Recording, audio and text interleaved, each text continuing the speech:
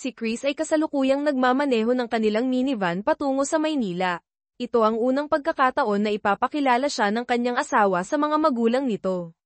Noong ikasal kasi sila 1 taon na ang nakaraan, hindi nakadalo ang kanyang mga biyenan dahil sila'y nasa sihay pa noon.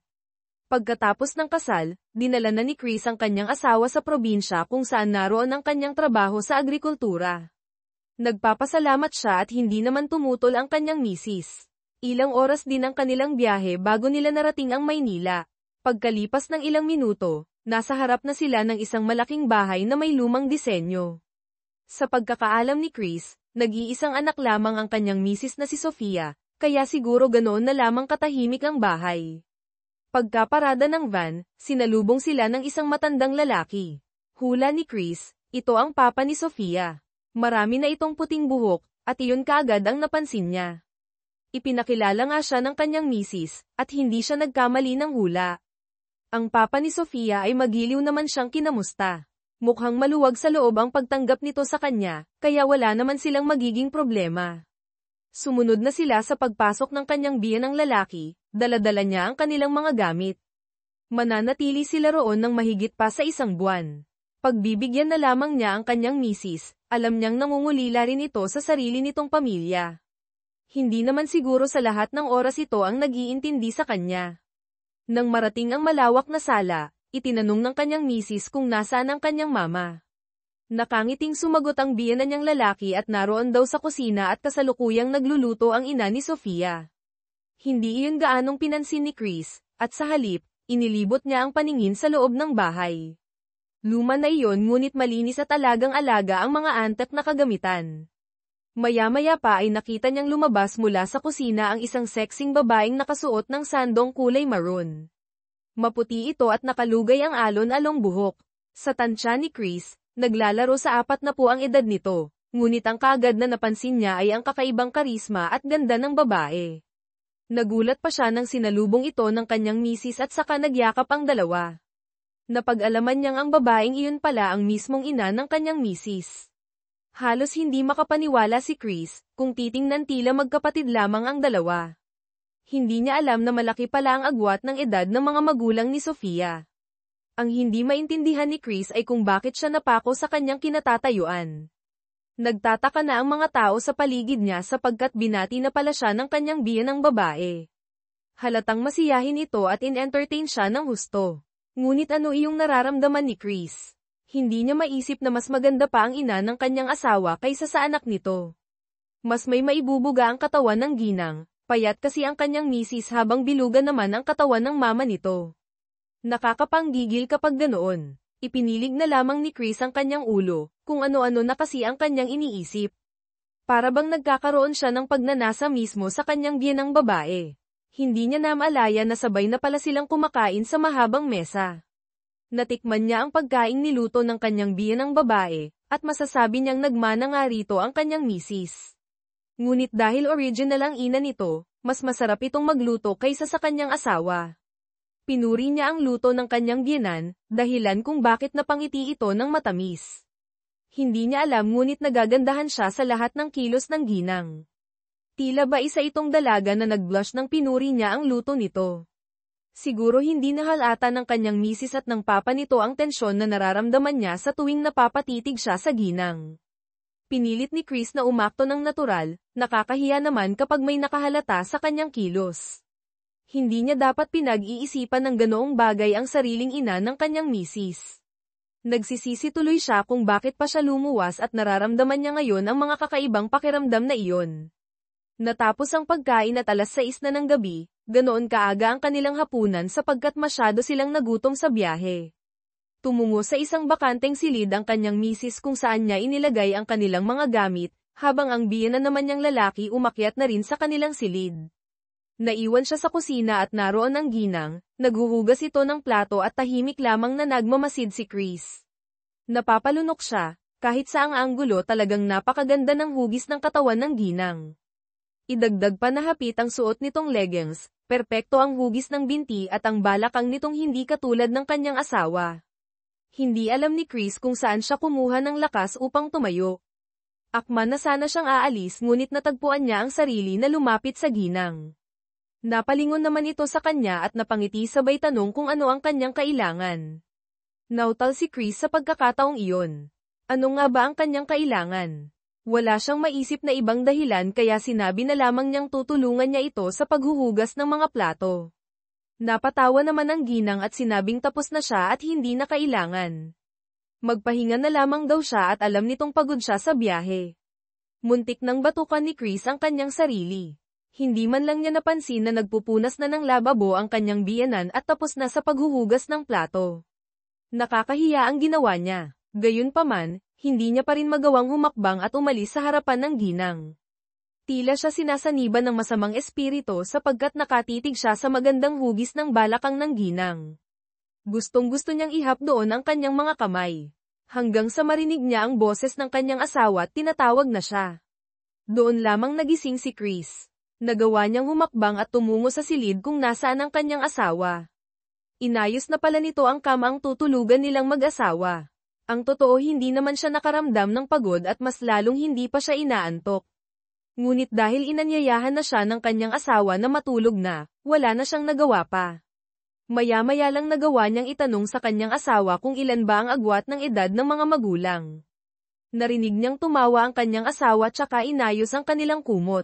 Tumagilid ito ng higa paarap sa gawin niya ngayon. Alam mo, 15 years lang ang tanda ni mama sa akin. 15 years old lang kasi siya nang mabuntis ni Papa, si Papa naman noon 30 years old na. Wala namang pinipiling edad ang pag-ibig kaya nagkatuluyan sila, simpleng sagot ng kanyang misis. Napag-isip-isip niya kung ilang taon na ang kanyang biyenang babae at naalala niyang 30 years old na pala ang kanyang misis. Ibig sabihin, nasa 45 na ang edad ng kanyang biyenang babae at nasa 60 na ang asawa nito. Hindi niya lubos maisip na nagawa nitong magtiyaga sa matanda rito ng 15 taon sa edad ng kanyang biyenang lalaki. Tiyak na hindi na nito kayang pasayahin ng isang babae. Naisip tuloy ni Chris na posibleng nagtitiis lamang ang ginang sa gabi-gabing malamig at hindi na kaya ng asawa nito ang pasayahin nito ng husto. Talagang ang napakaswerte ng ama ng kanyang misis dito ba naman napunta ang isang napakagandang babae katulad ng kanyang biyenan. Hindi na muling nagtanong pa si Chris kaya naman tuluyan ang nakatulog ang kanyang misis habang siya naman ginugulo ng kanyang sariling isipan. Hindi niya magawang umidlip man lang, pabiling-baylang lamang siya sa kama na inis na siya sa kanyang sarili. Ngunit sa tuwing ipinipikit niya ang kanyang mga mata, mukha ng ginang ang kanyang nakikita. Tila ba ito na ang pinapantasya niya at sa isang iglap lamang nabaliwala ang kanyang asawa. Nagkaroon siya ng labis na kagustuhan na mahawakan man lang ang kahit na balat ng ginang. Iyon bang maramdaman man lang sana niya ang init ng katawan nito. Sa tanang buhay ni Chris noon lamang siya nakaramdam ng ganoong pakiramdam. Naguguluhan siya at hindi niya lubos akalain na ang ginang pa ang dahilan. Nang sumapit na ang hateng gabi ngunit iyon, hindi pa rin makatulog si Chris, hindi siya mapakali. Naroon ang kagustuhan niyang silipin man lang ang kanyang mga biyenan. Tiyak na natutulog na ang mga ito dahil nga sa hindi maipaliwanag na puwersa na gawang bumangon ni Chris. Dahan-dahan siyang lumabas ng silid na iyon tsaka pumanhik sa itaas. Bahagyang natuwa si Chris nang makitang awang ang pinto ng silid ng kanyang mga biyenan. Dahan-dahan siyang sumilip at may naririnig siyang pag-uusap. Matyagang nakinig si Chris sa labas lamang ng pinto ng mag-asawa. Ano ka ba naman Rogelio? Kahit ngayon lang, oh. Sige naman na, pagbigyan mo na ako, namimiss ko na narinig niyang wika ng ginang. Mila, matanda na ako para sa ganyan at alangan namang pilitin ko Ayaw na nga, sa puntong iyon, alam na ni Chris kung anong pinag-aawayan ng dalawa. Bigla siyang kinabahan nang marinig na padabog na bumangon ang ginang. Talagang napakawalang kwenta. Bakit kasi ako nagpakasal sa mas matanda sa akin ng di hamak, di sana ako nagdudusa ng ganito ngayon. Dahil sa mga narinig na gawang umalis ni Chris sa harapan ng pinto, dahan-dahan ang kanyang kilos hanggang sa siya makababa ng hagdan. Hindi niya alam kung matatawa siya sa kanyang narinig. Nakakaramdam siya ng awa sa kanyang napakagandang biyenan, hindi man lang ito napagbigyan ng asawa nito sa pangangailangan. Hanggang sa maisip ni Chris na kung sakali mang gustuhin ng ginang ang bagay na iyon at papayagan lamang siya, hindi siya magdadalawang isip na pagbigyan ito. Iyon na siguro ang pinakamaswerteng araw sa buhay niya, ngunit malabo kayang mangyari. Kinabukasan, ganoon na lamang ang pagtataka ng kanyang misis kung bakit nanlaki ang kanyang eyebags. Paano ba naman wala talaga siyang tulog? Sa muli, nagawa namang umarte ng normal ng kanyang biyenan. Hindi alam ng mga ito na alam niyang nagtalo ang mga ito ng nagdaang gabi. Hindi na lamang siya nagpahalata at nang matapos sila sa agahan tsaka naman nagyayang mag-beach ang kanyang misis. Dahil nga sa tila parehong mag-isip ang mag-ina, mabilis na napapayag sila ng mga ito. Umorder na lamang sila ng pagkain online nang sa ganoon may dala sila sa beach. Nang matapos sila sa pagliligpit ng mga gamit na kailangan nilang dalhin, nagpresenta na si Chris na siya na iyong magmamaneho. Ngunit hindi naman siya pinayagan ng kanyang biyenang lalaki. Hindi raw niya alam kung saang beach resort sila patungo kaya mainam na lang daw na ito na ang magmamaneho.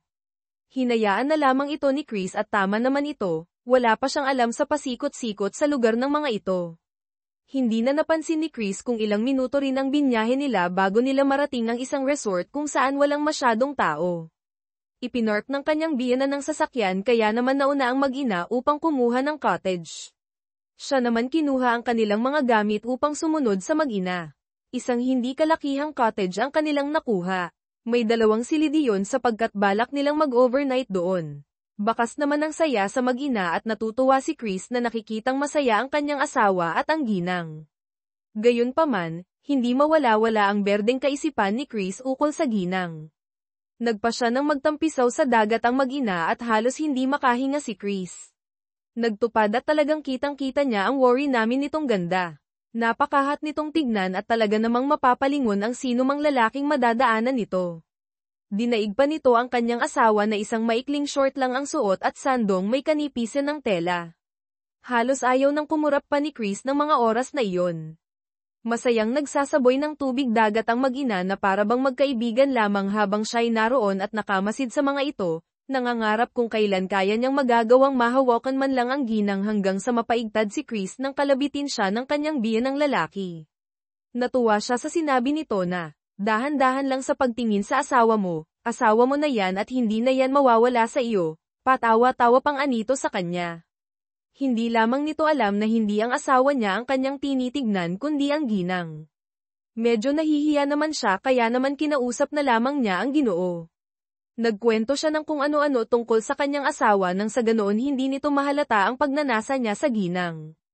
Maya-maya pa, tinawag na siya ng kanyang asawa. Inaya siya nitong maligo kaya sinamantala niya na ang pagkakataon. Mabilis siyang tumungo sa parte ng dagat kung saan naroon ang kanyang asawa at ang ginang. Nagkukwentuhan ang mga ito habang nakaupo sa bangkong naroon lamang sa at palutang-lutang sa tubig hanggang sa nakita niyang bumaba na sa bangka ang kanyang biyenan at napa-array siya sa hindi malamang dahilan. Siya naman itong naghihintay ng pagkakataon ay tumungo sa gawin ng ginang. Sumisid siya at tinignan ng iniinda ng kanyang biyenan. Nakita niyang damyugo ang paa nito, nakaapak pala ito ng isang matulis na bagay sa ilalim ng tubig, paika-ika ito kaya naman yun na ang pagkakataon niya niyang mahawakan ang ginang. Nagawa niya itong buhatin dahil na rin sa utos ng kanyang asawa. Napakapit naman sa kanyang balikat ang ginang habang ito ay karga-karga niya patungo sa dalampasigan. Sa wakas, nagawa niyang hawakan ang ginang, hindi lamang simpleng hawak at binubuhat pa niya ito. Talagang umusbong ang init sa kanyang katawan at wala man lang kaalam-alam doon ang kanyang asawa. Binaba niya sa buhangina ng ginang at noon naman dumalo ang kanyang biyenang lalaki. Ito na ang gumamot sa sugat ng asawa nito habang si Chris bumalik na sa tubig, gusto niyang maibsan ang init na kanyang nararamdaman. Naiinis siya sapagkat hindi man lang niya mailabas yun. Naiinis siya kung paano kaya niyang maaangkin ang ginang. Alam niyang mali ang kanyang mga ninanais ngunit anong magagawa niya at iyon ang gusto ng kanyang katawang lupa. Wala siyang magagawa kundi ang itago na lamang sa loob niya ang kagustuhang iyon kung hindi niya yun magagawang pigilan tiyak makakagawa siya ng isang malaking kasalanan kaya habang maaga pa kailangan niya yung supulen. Hindi niya kasalanan na magkaroon siya ng pagnanasa sa ginang sapagkat masyado naman talagang nakakapang-init ito, yun nga lang nagkataon lamang na hindi pwede. Nagpa siya na lamang si Chris na iiwasan niya ng mapatingin dito nang sa ganun makaiwas siya sa tukso. Ngunit minsan talaga hindi niya maiiwasan kahit anong gawin niya gustong-gusto niyang tanawin ang magandang ginang. Gabi na at walang kahit na anong maririnig kundi ang paghampas ng mga alon sa dalampasigan ng resort na iyon, kaunti lamang ang taong nag-overnight ng gabing yun at may kanya-kanya namang space ang cottage na naroroon. Pagkatapos ng hapunan na pagpasyahan ni Chris na maglakad-lakad muna sa dalampasigan, ang kanyang misis pinili na lamang na magpahinga at masyado raw itong napagod sa paglangoy buong maghapon. Kahit anong gawin ni Chris ay talagang hindi mawala-wala sa kanyang isip ang pagnanasang nararamdaman sa ginang kung sana hindi na lamang siya sumama sa pagluwas ng Maynila, ngunit kagaya nga ng sabi niya gusto lang naman niyang samahan ang kanyang misis pero hindi naman niya inasahan na maramdaman niya ang bagay na yun mismo sa hindi pa pwede panay ang malalim na paghinga ni Chris ng mga oras na yun. Malamig na sa labas at maganay na ng gabi. Ayaw pa niyang pumasok ngunit tinawag na siya ng kanyang asawa na kamakawi pa sa gawin ng kanilang cottage. Napilitan na lamang na pumasok sa silid si Chris, ang dalawa niyang biyenan balak na rin yata ang matulog at pumasok na rin ang mga ito nang makapasok kaagad na naglamang ang kanyang asawa, niyakap siya ito na parabang ipinahihiwatig na may gusto itong gawin, kilalang kilala niya ang asawa at minsan lamang itong mag-aya sa kanya ukol sa bagay na iyon. Wala sa si Chris ngunit alam niyang bawal niyang tanggihan ang kanyang misis sa itsura kasi nito talagang ito ay nangangailangan. Hinalikan siya ng kanyang misis at pinalalim naman nito ang kanyang halik, napakapit pa ito sa kanyang batok walang kakaiba ito pa rin ang kanyang asawa ngunit sad nga sigurong makasalanan siya habang hinahalikan niya ang kanyang asawa ay iba naman ang kanyang nasa isipan walang iba kundi ang ginang. Iniisip niya na ito ang kanyang asawa kaya naman mas tumindi pa ang ginawa niyang paghalik sa kanyang asawa, nagulat man ito hindi naman siya tinutulan. Hinayaan lamang siya nito sa kung anong ginagawa niyang kapusukan mas tumitindi ang init na kanyang nadarama lalo na pag naiisip niya ang ginawa niyang pagkarga sa ginang kanina lamang tuluyan na nga siyang nawala sa kanyang sarili na gawa niyang ihiga ang kanyang asawa sa higang naroon malambot ang kama ang naroon ngunit tila ba ito iniingatang Crystal na ayaw niyang mabasag halos hindi mapaghiwalay ang kanilang labi at sinadya iyon ni Chris. Baka kasi kapag nakita niya ang mukha ng kanyang asawa mawalan siya ng gana at mamulat siya sa realidad na ito ang kanyang kasama at hindi ang ginang ngunit nahinto siya nang marinig ang bulong sa kanya ng kanyang misis sa pagitan ng kanilang halikan sinabihan siya nito ng, I love you, kaya ayon bumalik siya sa realidad umayos ng upo at hindi maintindihan ang kanyang sarili maging ang kanyang asawa'y naguluhan.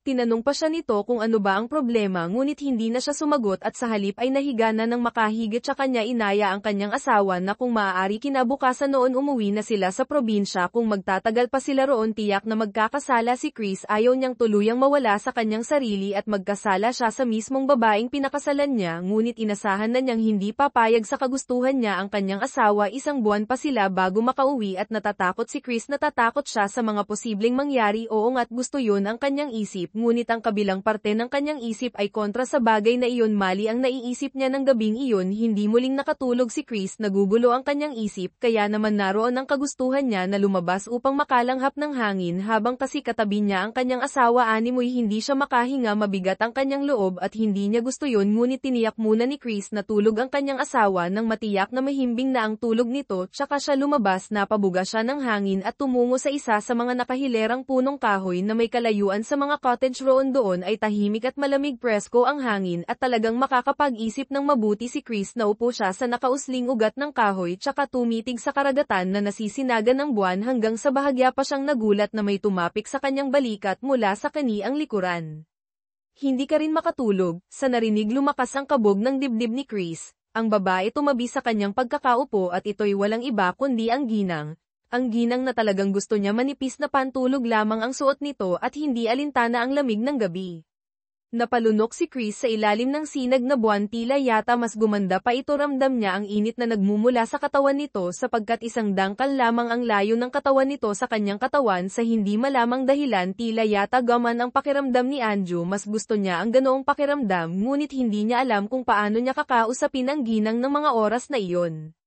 Alam mo maswerte ang anak ko sa bukod sa gwapo na mas bata ka pa sa kanya hindi katulad ko noon kaya heto ko ngayon hindi masaya't nangungulila. Sa sinabing iyon ng ginang talagang siya'y nagulat hindi siya makapaniwalang masasabi iyon ng ganoon lamang tama nga naman ito mas bata siya sa kanyang asawa kaya siguro naiinggit ang ginang dahil matanda na ang asawa nito. Kung sana kasing edad ko lang yung naging asawa ko hindi sana ganito kalungkot ang mga gabi ko pero wala na akong magagawa pa. Dahil pinigil niya ito sa kung anumang sasabihin sa pamamagitan ng pagtatakip ng mga labi nito gamit ang kanyang palad maging si Chris nagulat sa kanyang ginawa ngunit wala na tuluyan na siyang natukso, Hindi pa naman huli ang lahat sa iyo, malay nyo may lalaking naghahangad na makasama kayo gabi-gabi. Makahulog ang wika niya rito na kagad namang ikinamamatay sarili na unti-unting ibinababa ang kanyang mukha upang halikan ng ginang. Napalunok siya sapagkat tuluyan siyang nilukob ng init ng kanyang katawang lupa hanggang sa tuluyang naglapat ang kanilang mga labi sa puntong iyon. Tuluyan nang ang nagkasala si Anjo, hindi lang siya kundi pati na rin ang ginang na kanyang kahalikan sa hindi inaasahan. Naramdaman niyang tumugon sa kanyang halik ang ginang mainit at talaga namang nakakapagpanggigil, parang ayaw nang lubayan pa ni Chris ang labi ng ginang sapagkat tuluyan na siyang nawala sa kanyang sarili. Tila ba nagkaintindihan ang mga katawan nila ng ginang at nagsimula silang magyakapan, ngunit nagawa pang itanong ni Chris kung tulog na ba ang Ginoo na sinagot naman ng ginang na oo, oro at tulog na ito. Kampante naman si Chris at isinawalang bahala na lamang ang lahat. Bahala na ang bukas at bahala na magkasala man siya, ang mahalaga matupad niya ang ninanais ng katawan niya. Bukod dun nagawa pa niyang mapasaya ang nangungulilang ginang na matagal nang gustong gawin iyon. Bahala na ang lahat. Nasa kabling bahagi sila ng resort ng mga oras na iyon. Ang kanyang pinapangarap lamang ay nakasama niya na napapakapit naman ang ginang sa kanya dahil sa ginagawa niya. Malamang ay sabik na sabik ito sa Bay. Hindi lang naman siya ang magkakasala kundi pati na rin ito nang sa wakas nagawang maupo ng ginang sa kanyang harapan. Siya na ang gumawa ng paraan para magawa nila ang bagay na iyon and maisagawa iyon. Para bang hindi kayang maipaliwanag ni Chris ang kanyang nararamdaman. Napakainit, sobrang init sa pakiramdam na para bang sisubog sa anumang oras. Bukod sa napakaganda ng ginang, nagmistyela pa itong dalaga habang ginagawa nila ang bagay na iyon. Ito na yata ang pinakamasaya na kasalanang nagawa niya. Halos kapusin sa paghinga si Chris at ganoon din ang ginang. Kapwa sila hinihingal at halos hindi malaman kung ano ang sunod na gagawin. Mabilis ang ginawang paggalaw ng ginang kaya naman nagdulot iyon ng mas matitindi pang sensasyon. Halos mabaliw na si Chris sa labis na sayang hatid ng ginagawa nila. Tila ba walang katapusan na para sa kanya ang tagpong yun. Wala silang pakialam sa paligid sa ilalim ng malagang punong iyon na nakaharap sa dagat at sa ilalim ng maliwanag na buwan. Kailanman hindi iyon malilimutan ni Anjo kung paano niyang sabik na nakuha ang ginang ng gabing yun, kung paano nitong ibinulong ng paulit-ulit sa kanyang tenga ang kanyang pangalan. Halos durugin niya ito sa marahas na paggalaw sa labis na panggigigil na kanyang nararamdaman. Hindi naman malaman ang ginang kung saan ito kakapit at napapayakap na lamang ito sa kanya ng gusto. Nagawa niyang pasayahin ang bagay na iyon na napaka-gifted sa ginang na talaga namang nagpadagdag ng init ng kanyang katawan. Ilang minuto pa sabay nilang narating ang dulo. Napapangiti ang ginang sapagkat naibigay niya rito ang matagal na niitong pinangunguluhan. Tahimik at tila ba pinagsakluban ng langit at lupa. Katatapos lamang ng saya ang kanilang pinagsaluhan kaya ayon sila at nag-iisip ng kasalanang nagawa nila. Kapwa sila nagsisi, ngunit tapos na ang nangyari. Nag-ayos na lamang sila ng kanilang mga sarili at bumalik sa kani-kanilang mga silid. Wala ang pag-uusap na naganap. Ay alam ni Chris na iyon na ang simula, hindi lang doon tatapos kundi yun pa lamang ang simula. Lumaki si Ana sa piling ng mag-asawang Rico at Sarah. Alam niyang hindi niya tunay na mga magulang ang mga ito mula pa noong bata siya. 6 na taong gulang lamang siya nang mamatay sa aksidente ang kanyang mga tunay na magulang, kaya labis siyang nagpapasalamat na napunta siya sa mga kamay ni na Mama Sarah at Papa Rico. Napakabait nila sa kanya at itinuring siyang tunay na anak. Sa kasamaang palad, hindi biniyayaan ng anak ang mag-asawa, kaya itinoon na lamang nila sa kanya ang buo nilang atensyon at pagmamahal bilang mga magulang. Nang sumapit si Ana sa edad na 18, hindi niya makakalimutan kung paano pinaghandaan ni na Mama Sarah at Papa Rico ang kanyang debut. Nagkaroon siya ng isang magarbong kaarawan. Dumalo ang halos lahat ng kanyang kaibigan pati na ang mga kamag-anak ng kanyang itinuturing na mga magulang. Pakiramdam niya ay siya ang pinakamagandang babae ng gabing iyon. Talagang napakasaya niya at wala na siyang mahihiling pa. Ngunit sa mismong party niya, isinugod sa ospital ang kanyang Mama Sarah. Inatake ito ng sakit sa puso, isa rin sa mga dahilan kung bakit hindi ito maaaring magsilang ng sanggol. Labis na nag-alala si Ana sa kanyang Mama Sarah. Mabuti na lamang at patapos na rin ang birthday party niya nang isugod ito sa ospital, kaya pagkatapos kumain ng mga bisita, nagpaalam na ring umuwi ang mga ito. Nagbihis na lamang si Ana ng gabing iyon upang sana sumunod sa ospital, ngunit bago pa man siya makaalis, tumawag na ang kanyang Papa Rico at sinabing huwag na lamang daw siyang sumunod dahil okay na rin naman ang kanyang Mama Sarah. Napanatag naman siya nang marinig ang balita mula sa kanyang Papa Rico. Kinabukasan, nakalabas na ng ospital ang kanyang Mama Sarah. Maayos na rin ang kalagayan nito, at bawal na muna itong magpagod. Nagpahinga na nga lang ito sa bahay, at minsan na lang kung lumabas ito ng silid. Inaalagaan naman niya ito, at wala rin naman siyang pasok dahil bakasyon niya. Isang gabi, nakaramdam ng matinding pagkauhaw si Ana, kaya bumangon siya upang uminom sana ng tubig sa ibaba nang mapahinto siya sa sala. Napansin niyang naroon pa ang kanyang Papa Rico at nag-iisang umiinom. Kumunat ang kanyang noo dahil noon lamang niya nakitang umiinom ng alak ang kanyang kinilalang ama. Lumapit siya rito at agad na nagtanong kung bakit ito umiinom.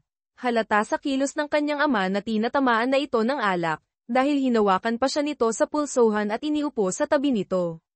Nagiging tipsy na rin ang pananalita nito at agad na nagkwento ng mga bagay-bagay na siyang pinoproblema nito. Paminsan-minsan, tinatawag pa siya nitong anak, ngunit ang hindi niya mapigilan ay ang mahalata ang ginawa nitong pag-akbay, paghaplos, at pagpisil sa kanyang braso. May kakaiba siyang nararamdaman sa ginawa nito. Hanggang sa nabanggit ni Rico ang isa sa mga dahilan kung bakit ito nagmumukmak. Nangungulila na raw ito sa asawa. Simula raw nang dumalas ang pag-atake ng sakit ng kanyang mama Sara, hindi na rin ito nagagampanan ang obligasyon nito bilang asawa kay Rico. Siguro dala na rin ng kalasinggan kaya nasasabi iyon sa kanya ng ama-amahan.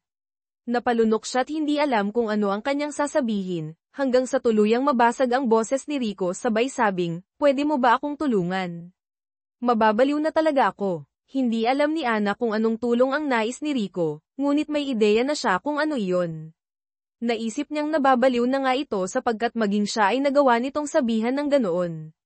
Ngunit tila napipilan si Ana sa laki ng utang na loob niya sa kinilala niyang magulang. Ano ba naman ang maibabalik niya kay Rico sa lahat ng ginawa nitong mabuti sa kanyang buhay? Pangako, wala akong gagawin. Sa'yo, tulungan mo lang akong ilabas itong init. Kaagad na napalunok si Ana. Aaminin ni Ana na hindi naman siya inosente pagdating sa bagay na yon. Mayroon na kasi siyang alam, at iyon ay kasama niya ang kanyang unang naging nobyo. Naalala niyang matagal na rin pala simula nang huli niyang maramdaman ang ganoong pakiramdam. Nakaramdam ng kakaibang damdamin si Ana, hanggang sa nagawa na niyang ang pumayag sa nais mangyari ni Rico. Tinulungan niya nga ito na mailabas ang init na sinasabi nito. Gayunpaman, ang ginawang pagtulong ni Ana kay Rico ay isang malaking kasalanan, ngunit dahil alam niyang ikakasaya yon ni Rico ay hindi na lamang niya inisip ang asawa nitong si Sara. Sa edad ni Rico na 40, tiyak na naghahanap pa ito ng papawi sa init na nararamdaman, at hindi na yun kayang ibigay pa ni Sara. Nang mga oras na yun, alam ni Ana na nalalapit na ang pagdating ni Rico sa dulo. Halos mawala naman sa sarili si Rico at tila maaabot na nga talaga ang dulo. Yun ang unang beses na ginawa ni Ana ang bagay na yun, at napag-alaman na niyang ganoon pala iyon. Nang matapos, nagawa pa siyang halikan ni Rico sabay pasasalamat nito sa kanya. Nag-ayos na rin ito ng sarili at tila ba natauhan sa kalasinggan. Walang imik si Ana at naramdaman niyang tila gusto rin sana niyang magbawas ng init ng kanyang nararamdaman, ngunit iwinaksi na lamang niya iyon sa kanyang isip. Nakita niyang tumayo na si Rico, at noon niya naalala na nauuhaw pala siya, at iyon ang rason kung bakit bumaba siya, ngunit nawala iyon sa kanyang isip. Walang salitang dumiretso na siya sa kusina. Nang makabalik si Ana sa kanyang silid, hindi niya magawang makatulog. Iniisip niya ang ginawa niya. Iniisip niya kung ano kaya ang mararamdaman ni Sara oras na malaman nitong tinulungan niya sa pagpawi ng init si Rico. Siguro tiyak na ito ay masasaktan. Kapag nasaktan ito, baka atakihin ulit at maospital. Gayunpaman ay hindi na bahala si Ana sa mga posibleng mangyari rito. Ang mas nagsusumiksik sa kanyang isip ay ang bagay na iyon. Isip niya kung posible kayang mangyari ang bagay na iyon sa pagitan nila ni Rico. Yun ang bagay na mas higit pa sa ginawa niyang pagsisilbi rito kanina. Sa puntong iyon, napabuntong hininga si Ana. Para bang simula nang matapos iyong ginawa niya kanina ay parang gusto niyang mangyari, sa pagkakataong iyon ay maisasagawa na niya ang bagay na nasa kanyang isipan, ngunit baka magalit lang si Rico, lalo pat hindi naman iyon ang hiningi nito sa kanya. Marami pang bagay na inisip si Ana ng gabing yun, at halos maghahating gabi na bago siya makatulog. Kinabukasan, maagang nagising si Ana. Naabutan pa niyang nagkakape si Rico at may pasok pa ito sa trabaho. Parang wala lamang naganap kung umasta ito, samantalang siya nakaramdam ng pagkailang. Binati pa siya nito ng magandang umaga at inalok na siyang kumain ng almusal. Noon niya nakitang gising na rin pala si Sara at naghahain na ito ng pagkain. Ito pa talaga ang nagluto, samantalang kailangan nito ng mahabang pahinga. Talagang napakabait ni Sarah at ipinagluto siya nito ng paborito niyang pagkain sa almusal. Kaagad na siyang dumulog sa pagkainan at nagsimula ng kumain. Kahit kailan, napakasarap talagang magluto ni Sarah, kaya naman naparami ang kanyang kain. Panaka-naka ay napansin din niya ang kakaibang tingin sa kanya ni Rico. Akala niya'y nakalimutan na nito ang ginawa niyang pagsisilbi rito, ngunit dahil sa titig nitong yun, alam niyang hindi nito iyon nakalimutan. Napalunok si Ana sa hindi malamang dahilan, at tila ba biglang nag-init ang kanyang pakiramdam. Para bang biglang namula ang mukha niya, kaya tinapos na niya ang pagkain. As usual, wala nang ibang nangyari. Pumasok na kasi sa trabaho si Rico at naiwan naman sila ni Sarah sa bahay. Nililibang na lamang nila ang kanilang mga sarili sa panonood ng palabas sa TV. Sa buong araw na iyon, gusto sanang gumala ni Sarah, ngunit bawal pa nga itong lumabas lalo pa at masyadong mainit ang panahon. Pagsapit ng tanghali, nakaramdam ng antok si Ana kaya hindi niya namalayan na tuluyan na pala siyang nakatulog hanggang sa natagpuan niya ang kanyang sarili sa isang silid kung saan tanging liwanag lamang sa labas ng bintana ang nagsisilbing tanglaw. Inilibot ni Ana ang kanyang mga mata sa paligid hanggang sa nagawa niyang dumungaw sa bintana. Tahimik, napakatahimik ng paligid, at gabi na sa labas.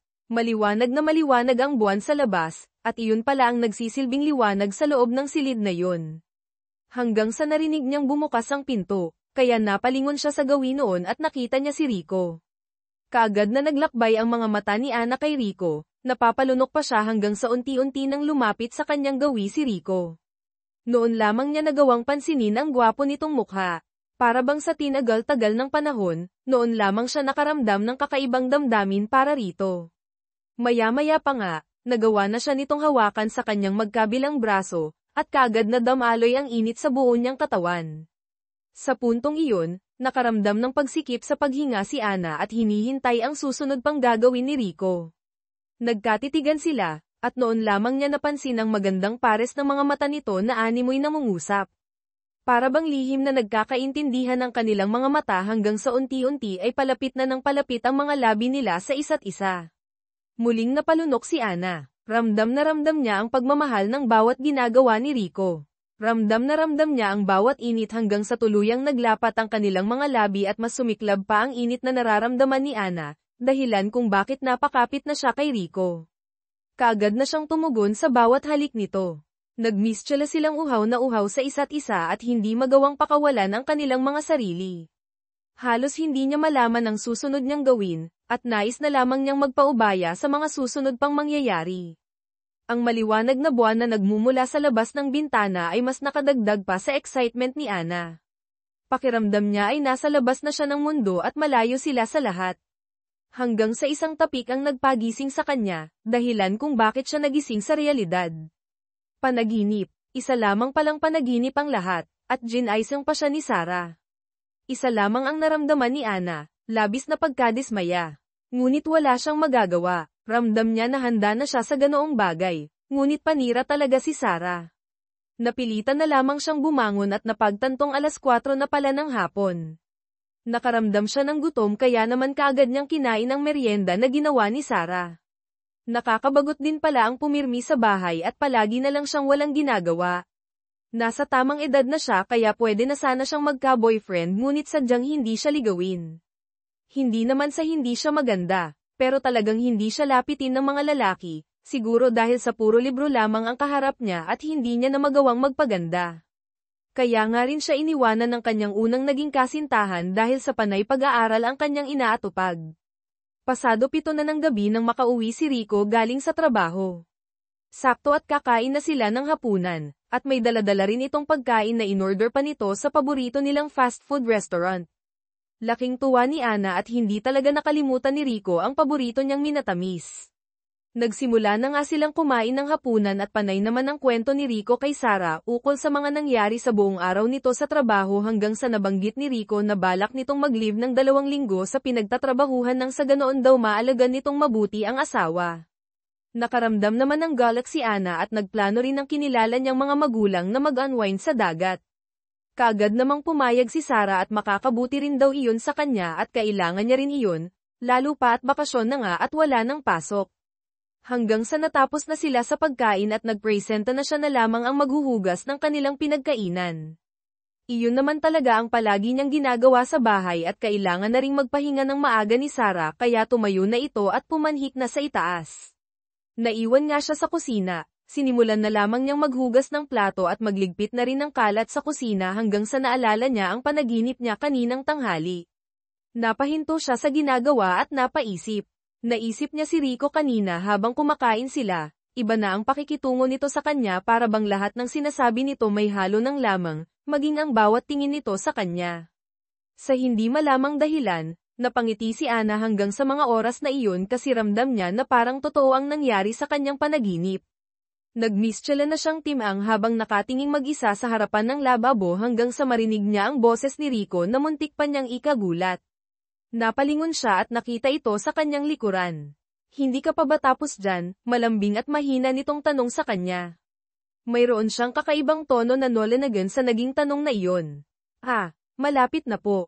Bakit? Nagawa niyang sumagot kahit pa nakakaramdam siya ng kaba at init. Naalala mo pa ba yung ginawa mo kagabi? Bahagya pa siyang nagulat sa naging tanong nitong iyon. Mali po ba iyon? Hindi po ba? At nakiusap na putol ang anumang sasabihin niya nang pigilan siya nito. Hindi mali iyon. Ang totoo nagustuhan ko nga at hindi ko iyon nakalimutan hanggang sa trabaho ko kanina. Pagkasabi noon ay lumapit pa ito sa kanya at bigla na lamang nanayo ang kanyang balahibo. Ana, pwede mo bang gawin ulit iyon kasi wala na akong ibang mahinga ng tulong. Hindi na nga natapos ni Rico ang sasabihin nang lumingon siya at dagling inabot ang kanyang mga labi. Ganoon na lamang ang kanyang gulat, ngunit kaagad din itong nakabawi sa pagkagulat nang tumugon siya rito. Alam nilang pareho na hindi na muling lalabas pa sa silid si Sarah kaya pareho silang nakampante. Ramdam ni Ana ang labis na galak ng mga oras na iyon, ganon na ganon ang nararamdaman niya sa kanyang panaginip. Napakapit na lamang siya ng husto kay Rico maging ito ay tila nawala na rin yata sa sarili ng mga oras na iyon at nagpadala na lamang sa kanilang nararamdaman nang marinig nila ang pagkabasag ng baso sa sahig at aksidente niya pala iyong nasagi. Kumalas sila sa isa't isa at baka lumabas si Sarah. Hindi nga siya nagkamali at ilang saglit lamang bumaba si Sarah na nakapantulog at nag-aalala ito sa narinig. Umakto na lamang silang normal at sinabi na nabibitiwan nga niya ang basong nabasag. Pinaalalahanan na lamang siya ni Sarah na mag-ingat sa pagpulot ng bubog na nabasag na baso habang si Rico nagkunwaring nagtitimpla ng kape. Hanggang sa muling ngang nagpaalam si Sarah at magpapahinga na nga ito. Naiwan silang muli ni Rico kaya saglit silang nakiramdam sa isa't isa.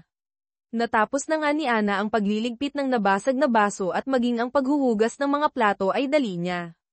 Hanggang sa sinenyasan siya ni Rico na sumunod muna dito na kanya namang ginawa. Tumungo sila sa likod bahay kung saan kubli at tanging ilaw lamang na nanggagaling sa kusina ang nakatanglaw. Kaagad ay hindi na sila nag-aksaya pa ng oras, hindi naman dapat iyon ang hinihingi ni Rico ngunit balak niyang ibigay rito ang mas higit pa. Wala na silang pakialam sa kanilang paligid bagkos ay nakatuon lamang ang kanilang buong atensyon sa ginagawa nila, alam naman kasi nilang pareho na nagpapahinga na si Sarah sa loob ng bahay. Kahit siguro maglikha pa siya ng kaunting ingay malabo namang maririnig pa iyon sa loob ng bahay. Kung kanina ay isa lamang panaginip na naudlot ang eksenang iyon, ngayon naman totoo na iyong nangyayari. Sa tanang buhay ni Ana, hindi niya lubos maisip na mangyayari ang bagay na iyon sa pagitan nila ni Rico. Kung sana noon pa nila iyon ginawa sana matagal na siyang nakaramdam ng labis na saya sa feeling ni Rico. Sa gabing iyon talaga namang wala na nga silang pakialam. Hindi na nila inisip si Sarah na may sakit at wala na sila talagang pakialam ang mahalaga lamang pareho silang masaya hanggang sa tuluyan na nga nilang naabot ang dulo. Ang dalagang anak ng gobernador ay nagpa siyang magpanggap bilang isang pulubi upang hindi siya madaling matagpuan ng kanyang ama. Sa hindi inaasahang pagkakataon, bigla siyang hinatak ng isang lalaki at sinabing, ito na ang pwede. Pagkatapos ay ipinakilala siya sa lola ng lalaki bilang kanyang fiancé o babaeng pakakasalan. Ngunit ano kaya ang mangyayari kapag nalaman nila ang tunay na pagkakakilanlan ng isa't isa? Ricardo, sinasabi ko sa'yo, kapag wala ka pang babaeng maipapakilala sa akin sa loob ng isang linggo, mawawala sa'yo ang mana mo. Naiintindihan mo ba ako? Galit na sabi ni Don Alejandro kay Ricardo. Saan naman ako kukuha ng babaeng ipapakilala? At kailan nyo ba nakita na nagustuhan ko ang mga babaeng nakilala ko? Hindi ko na problema yan, sagot ni Ricardo na puno ng inis. Kung gusto mong manatili ang tiwala ng ating mga kasosyo at mailipat sa pangalan mo ang lahat ng ari-arian ko, sundin mo ang gusto ko, madiing utos ni Don Alejandro. Naiwan si Ricardo na malalim ang iniisip hanggang sa biglang pumasok sa kanyang isipan ang isang ideya. Napangiti siya at agad na kinuha ang telepono. Pilar, humanap ka ng isang babae mula sa mahirap na kalagayan. Kahit pulubi, basta siguraduhin mong hindi naman gasgasan ang itsura niya, utos niya sa kanyang sekretarya. Sir, saan po ba tayo makakakita ng pulubi na hindi gasgasan? Tanong ni Pilar na halatang nalilito. Kinokontra mo ba ako, Pilar? Sagot ni Ricardo na may diin. Basta magpatulong ka kay Roberto. Ngayon na. Opo, sir, sagot ni Pilar na walang nagawa kundi sumunod. Para kay Ricardo, ito na lamang ang tanging paraan upang makahanap ng babaeng papasa sa mataas na pamantayan ng kanyang lola Pesita. Ang kanyang lola ay kilala sa pagiging perfectionist, lalo na pagdating sa pagpili ng mga babae. Ayaw nito ng mga maarte, walang galang, o hindi marunong magdamit ng disente. Bilang nag-iisang tagapagmana ng Alcantara Mining Company at Alcantara Shipping Group of Company, si Ricardo ay kailangang magampanan ang kanyang tungkulin bilang CEO.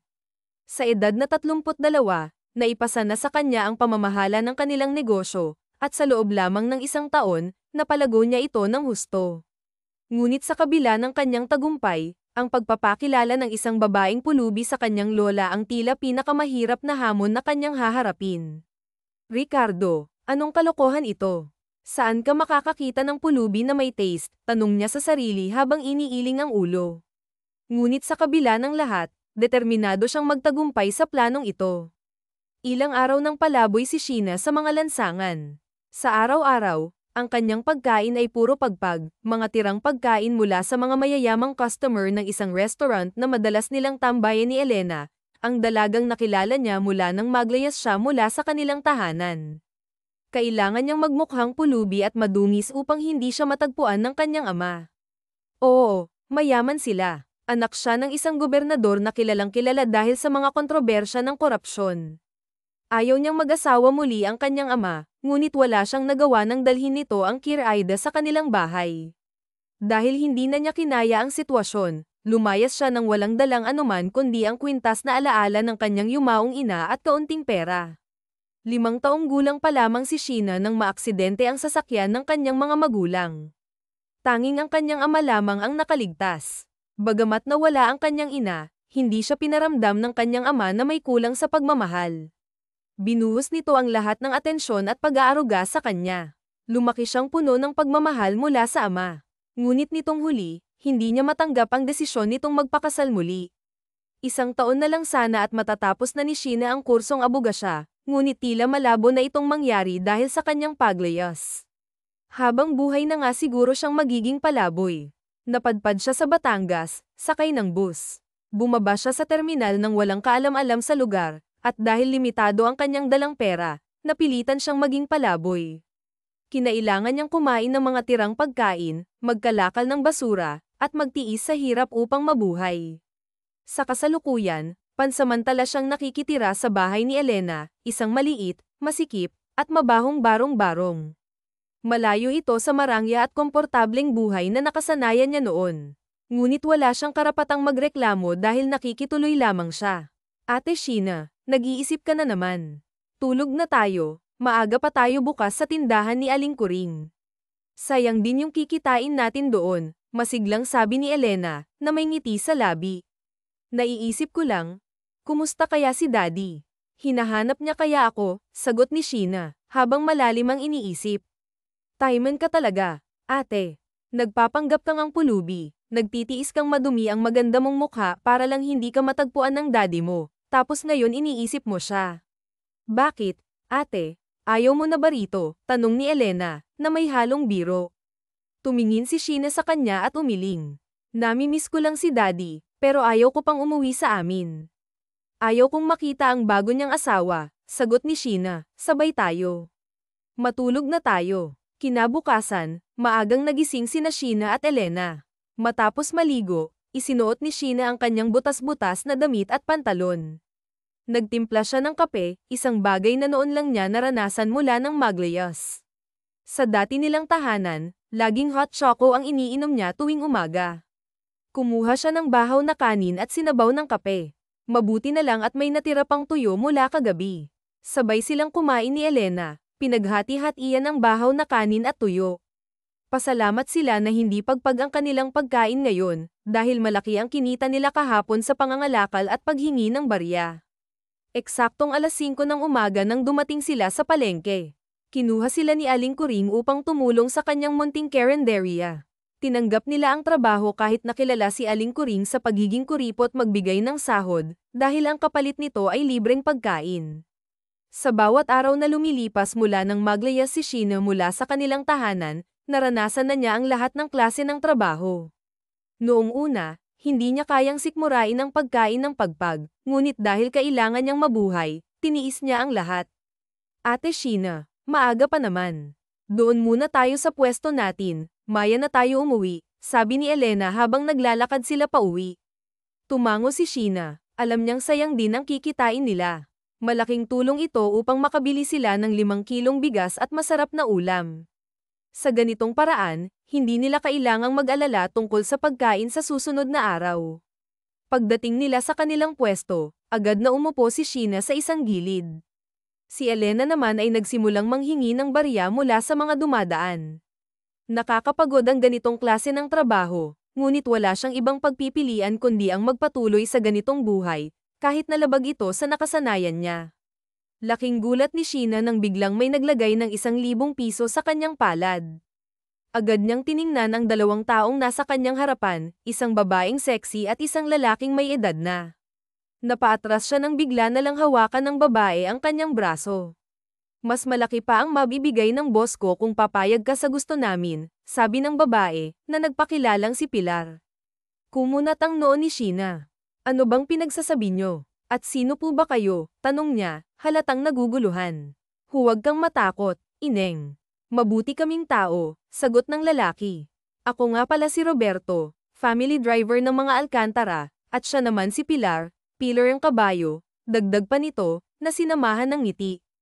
Umayos kayo kung hindi sisipain ko kayo, iritadong wika ni Pilar sabay irap kay Mang Roberto. Ineng, parang awa mo na, pakiusap ni Mang Roberto. 2 araw na kaming naghahanap ng pulubi na katulad mo. Lagi na lang mainit ang ulo ng boss namin. Sige na, pumayag ka na sa gusto namin. Malaking halaga ang ibibigay sa'yo ni boss kapag pumayag kang maging fake fiancé niya.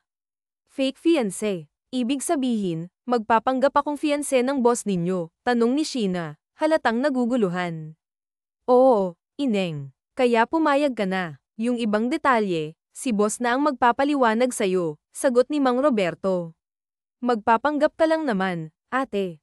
Malaking pera yan. Ilang buwan tayong hindi magugutom kapag tinanggap mo yan, dagdag ni Elena, na halatang excited sa ideya.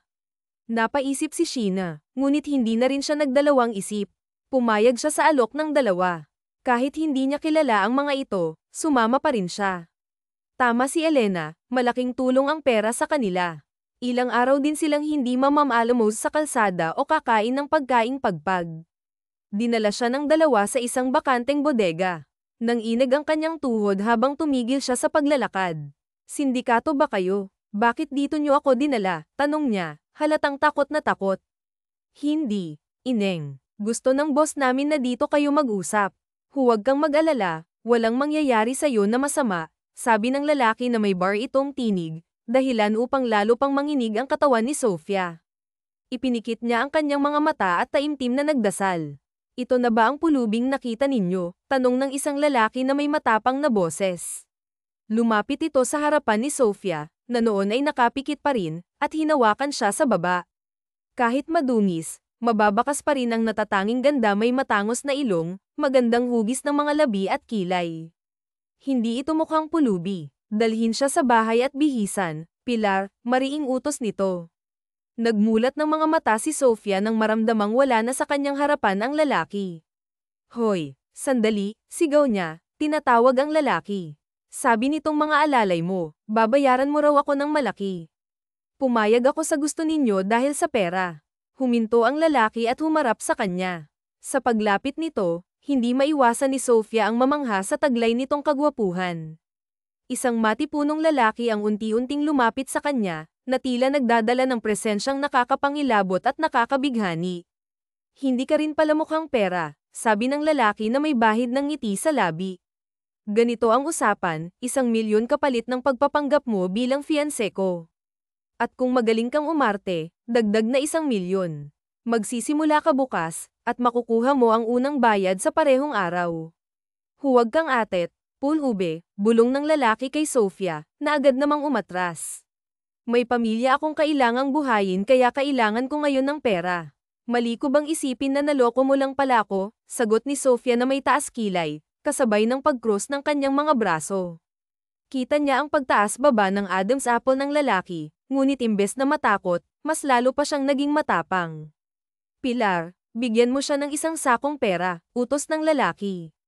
Pero, boss, saan ako kukuha ng 1 sakong pera? Tanong ni Pilar habang napakamot sa ulo. Sa bangko, sagot ng lalaki sabay talikod at naglakad palabas ng bodega.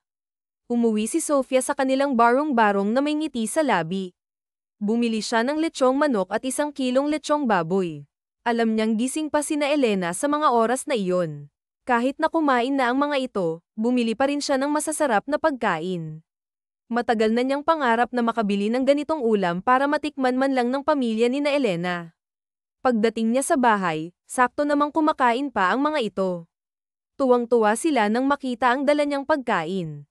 Itinabi ang pritong tilapia at agad na pinapak ang mga bagong ulam. Masaya si Sofia na makita ang mga taong kumupkop sa kanya na masaya rin. Bukas, maaga akong gigising, bulong niya sa sarili. Bibili siya ng groceries para sa kanila bago pumunta sa bahay ng lalaking iyon.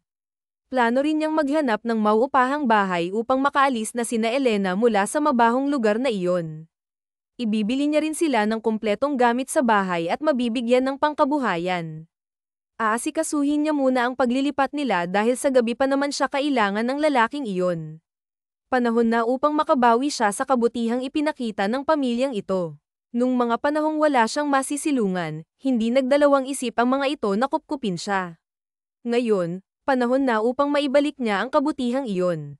Tulad ng nakasanayan, naligo muna siya bago mahiga sa kanyang higang kawayan. Noong una, dahil sanay siya sa malambot na kama, hindi siya makatulog dahil sa kirot sa likod. Ngunit, dahil alam niyang wala siyang karapatang magreklamo, tiniis niya ito. Sa totoo lang, lahat ng hirap ay tiniis niya mula nang maglayas siya. Sa lugar na ito, naranasan niya ang mga bagay na dati napapanood lamang niya sa telebisyon. Ngayon niya napagtanto kung gaano kahirap ang ganitong uri ng pamumuhay.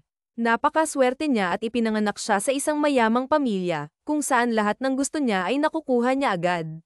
Ngunit para sa mga tulad ni na Elena, kailangang mamaalamos at magpaalipin sa iba upang may makain. Sa kabila ng lahat ng ito, dito rin niya natutunang muling maging masaya, tumawa ng malakas, at maramdaman ang pagiging malaya. Dinala ni Pilar si Roberto at Sofia sa isang sikat na mall. Kinailangan pang magsuot ni Sofia ng sombrero at face mask upang hindi siya makilala. Pumasok sila sa isang kilalang butik at pumili ng mga damit na babagay sa kanya. Habang nasa fitting room, lihim siyang napangiti dahil isa ito sa mga paborito niyang butik noong hindi pa siya naglayas. Hindi na siya nagulat nang bilhin ni na Pilar ang lahat ng damit na nagustuhan niya. Pagkatapos ng kanilang pamimili, nagtungo sila sa isang salon. Inayos ang kanyang buhok at nilagyan ng makeup ang kanyang mukha.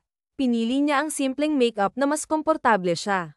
Eksaktong alas 7 ng gabi, suot ang isang simpleng puting dress na tinornuhan niya ng flat sandals. Dahan-dahan siyang naglakad papasok sa isang restaurant. Nasa likuran niya sina Pilar at Roberto.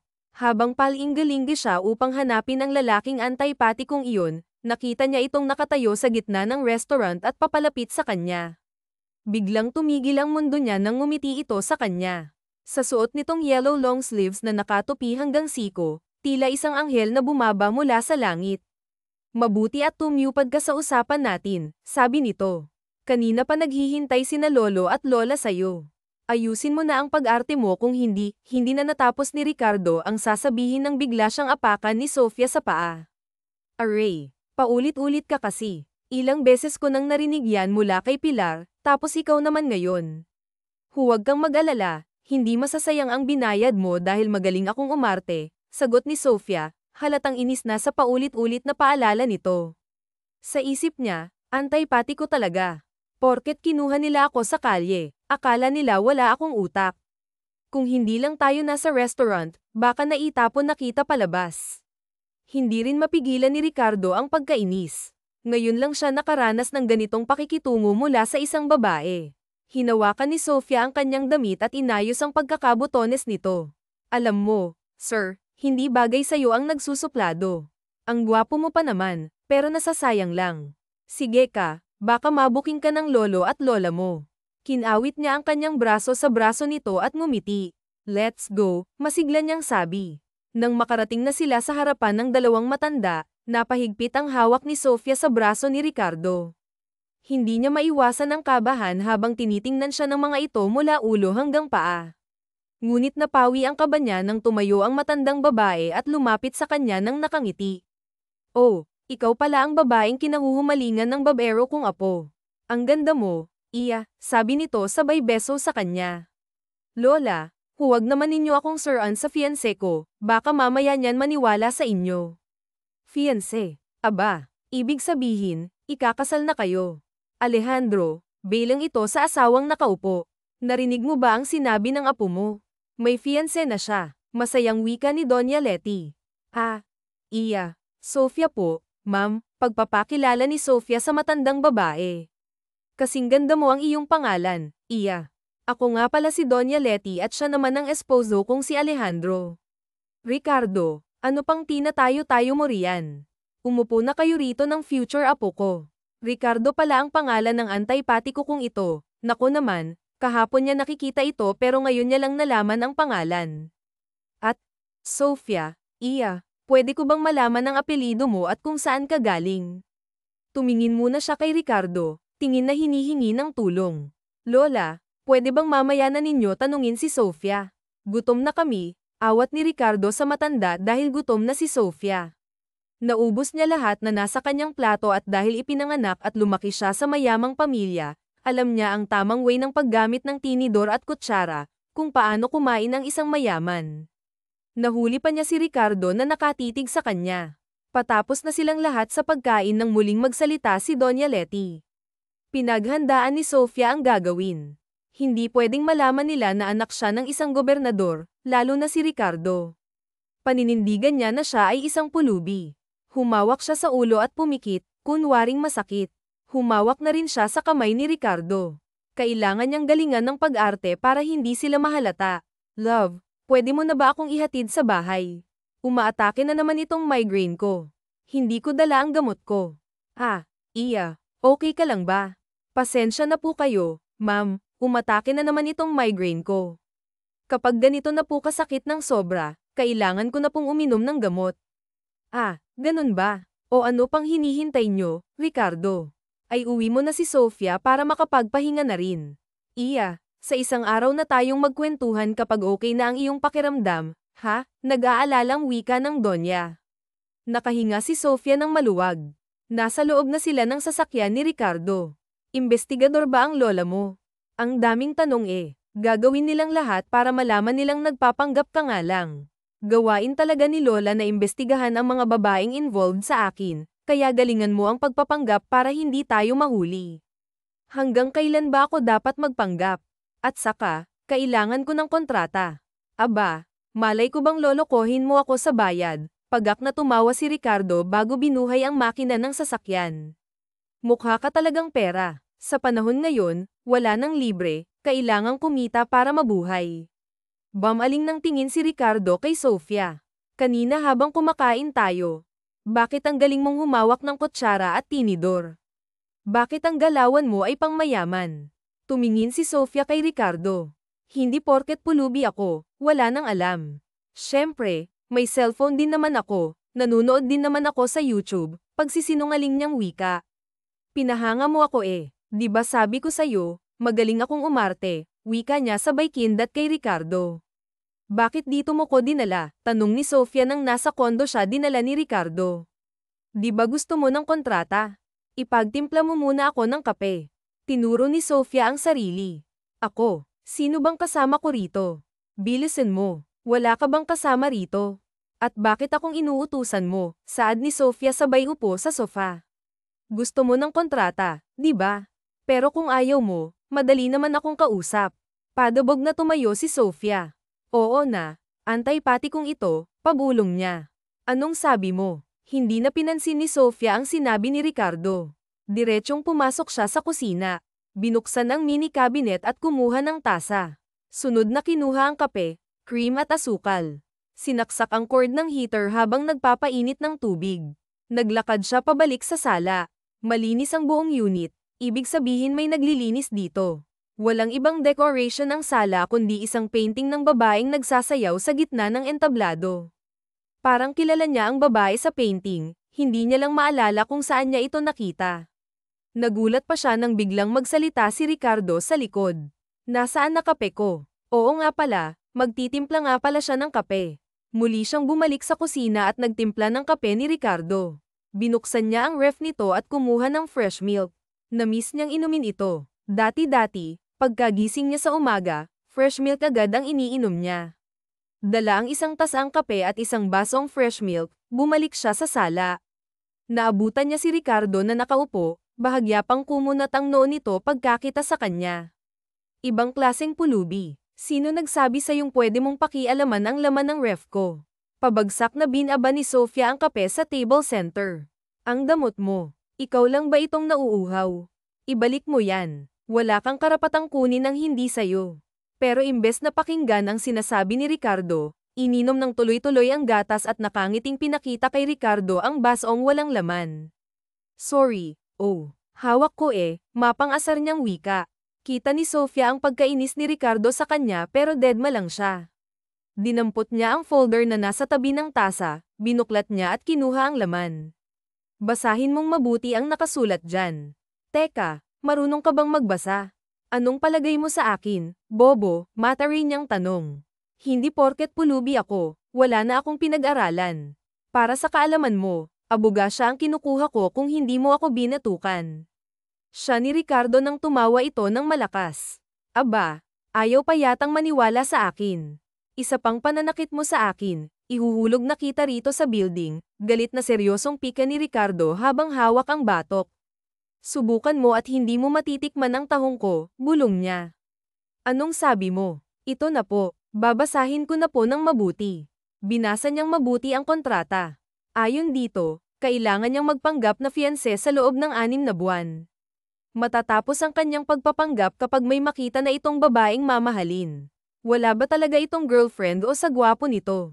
Imposibleng wala, o baka masama ang ugali kaya hindi tumatagal ang mga babae. Mukhang ang masama ang ugali. Kumunat muli ang noo niya sa huling nabasa. Bawal makipagrelasyon sa kahit sinong lalaki habang fiancé pa niya. Bawal lamandi sa iba at baka makita ni na Lola at higit sa lahat, titira sila sa isang bubong. Teka lang, akala ko ba fiancé lang ang kailangan mo, bakit ngayon asawa na? Anong asawa? Basahin mo ang mabuti, iritang wika ni Ricardo sa kanya. Bakit kasi kailangan nating tumira sa iisang bubong? Gusto mo bang mahalata tayo ni Lola? Paano kung malaman ni Lola na doon ka sa kalsada nakatira? Di bukang tayo. Hindi gamitin ang utak. Ginagamit ko ang utak ko kaya nga nagtatanong ako. Virgin pa ako, malay ko bang manyak ka pala? Baka mamaya gapangin mo ako habang masarap ang tulog. Demanda talaga kita. Anong pinagsasabi mo? Anong pakialam ko kung virgin ka pa? Sa tingin mo gagapangin kita? Hoy, mas maraming babaeng malinis ang tahong kaysa Aray, daing ni Ricardo nang hampasin siya ng folder. Sorry, ikaw kasi ang bastos ng bibig mo. Ako pa talaga itong bastos. Ikaw itong naunang magbukas ng ganyang topic. Pirmahan mo na yung kontrata at simula ngayon, dito ka natitira. Tumayo si Ricardo at lumapit sa kabilang upuan. Mapanakit masyado itong duwende. Pagkatapos mong pirmahan yan, linisin mo ang kwarto ko. Gusto ko wala akong makikitang alikabok, wala kang gagalawin sa loob. Tumaas ang isa niyang kilay. Kanina fiancé tapos naging asawa, ngayon katulong. Bakit hindi mo pa nilagay dito sa kontrata na all-in-one pala ang kailangan mo? Ang dami mo pang pasakalye. Katulong pala ang kailangan mo, hindi fiancé, naiinis na wika ni Sofia. Gusto mo ng pera, di ba? Gawin mo lahat ng pinag-uutos ko. Ay, kung sabihin ko kaya kay Doña Letty na binayaran mo lang ako para magpanggap. Another 10,000 para sa paglilinis mo nitong bahay, kulang. Aba, maglalaba pa ako, magluluto at higit sa lahat, mamamalengke kaya kulang yang 10,000 mo, naka-cross-arm na wika ni Sofia, 20,000 okay na ba? Deal, kindat niyang wika kay Ricardo. Kita niyang naiirita na ito sa kanya. Umpisa pa lang ang gagawin niyang pang-aasar dito.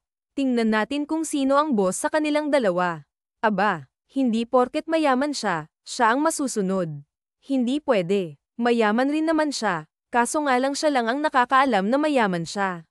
Mukha ka talagang pera. Malakas na katok ang nagpabalikwas ng bangon kay Sofia. Kinuha niya ang cellphone at tiningnan ang oras. 7:00 na pala ng umaga. OMG. 7 na. Nako, magagalit na naman yung antipatiko kong palaka. Bakit naman kasi pinatay niya ang alarm kanina? Yan tuloy tinanghali siya ng gising. Dali-dali siyang tumayo at binuksan ng pinto, hindi niya alintana na wala siyang suot na bra. Nakasimangot na mukha ni Ricardo ang nabuksan niya. Ang gwapo pa rin nito kahit salubong ang 2 kilay. Ganyan ka ba talaga ka-irresponsible sa trabaho mo? Lagi na lang ba akong mauunang magising? Ay, sorry naman, napasarap ang tulog ko. 8:00 pa naman ang pasok mo, di ba? Ipagluluto na kita ng almusal mo, madali lang ta, wika niya habang naglalakad patungo sa kusina. Kumuha siya ng itlog at ham sa ref. Isinaksak niya rin ang heater, isinangag niya ang tirang kanin niya kagabi, pinagsabay niya na rin lutuin ang itlog at ham.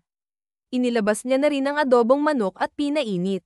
Si Ricardo naman ay naaliw habang nakatingin sa abalang si Sofia. Hindi ito magkanda o gaga sa paghahanda ng almusal niya. Actually, Sabado ngayon at wala siyang pasok, ginaising niya lang ito dahil ipapasyal niya ito sa mall at ibibili ng mga kailangan nito sa katawan. Sexy ito kahit maliit na babae, may matambok na puwet at hinaharap, makinis at maputing mga hita, hindi akalain na galing ito sa mahirap na pamilya at isang pulubi. Ang mahaba nitong buhok ay nakapuyod, mataas, may magandang mukha at matangos na ilong, mapupulang mukha na ang sarap halikan. Sa ilang araw niyang kasama ito, ay ngayon niya lang ito na-apresya ng mabuti ang ganda niya. Ricardo, pwede ka bang ma-inlove sa isang pulubi? Ikakahiya ka ng iyong pamilya kapag nalaman nilang isang pulubi ang naiibigan mo. Teka nga muna, sino may sabing in love ako sa duwendeng ito? Parang sirang palakang kausap ang sarili. Aray, bigla siyang tumayo nang dumaing si Sofia. Lumapit siya rito at hinawakan ng kamay nitong napaso. Kumuha siya ng yelo at nilagay sa kamay na napaso. Bakit kasi hindi ka nag-iingat? Yan tuloy napaso ka. Seremonya late ka na kasi sa trabaho mo. Aray, dahan-dahan naman virgin pa yan.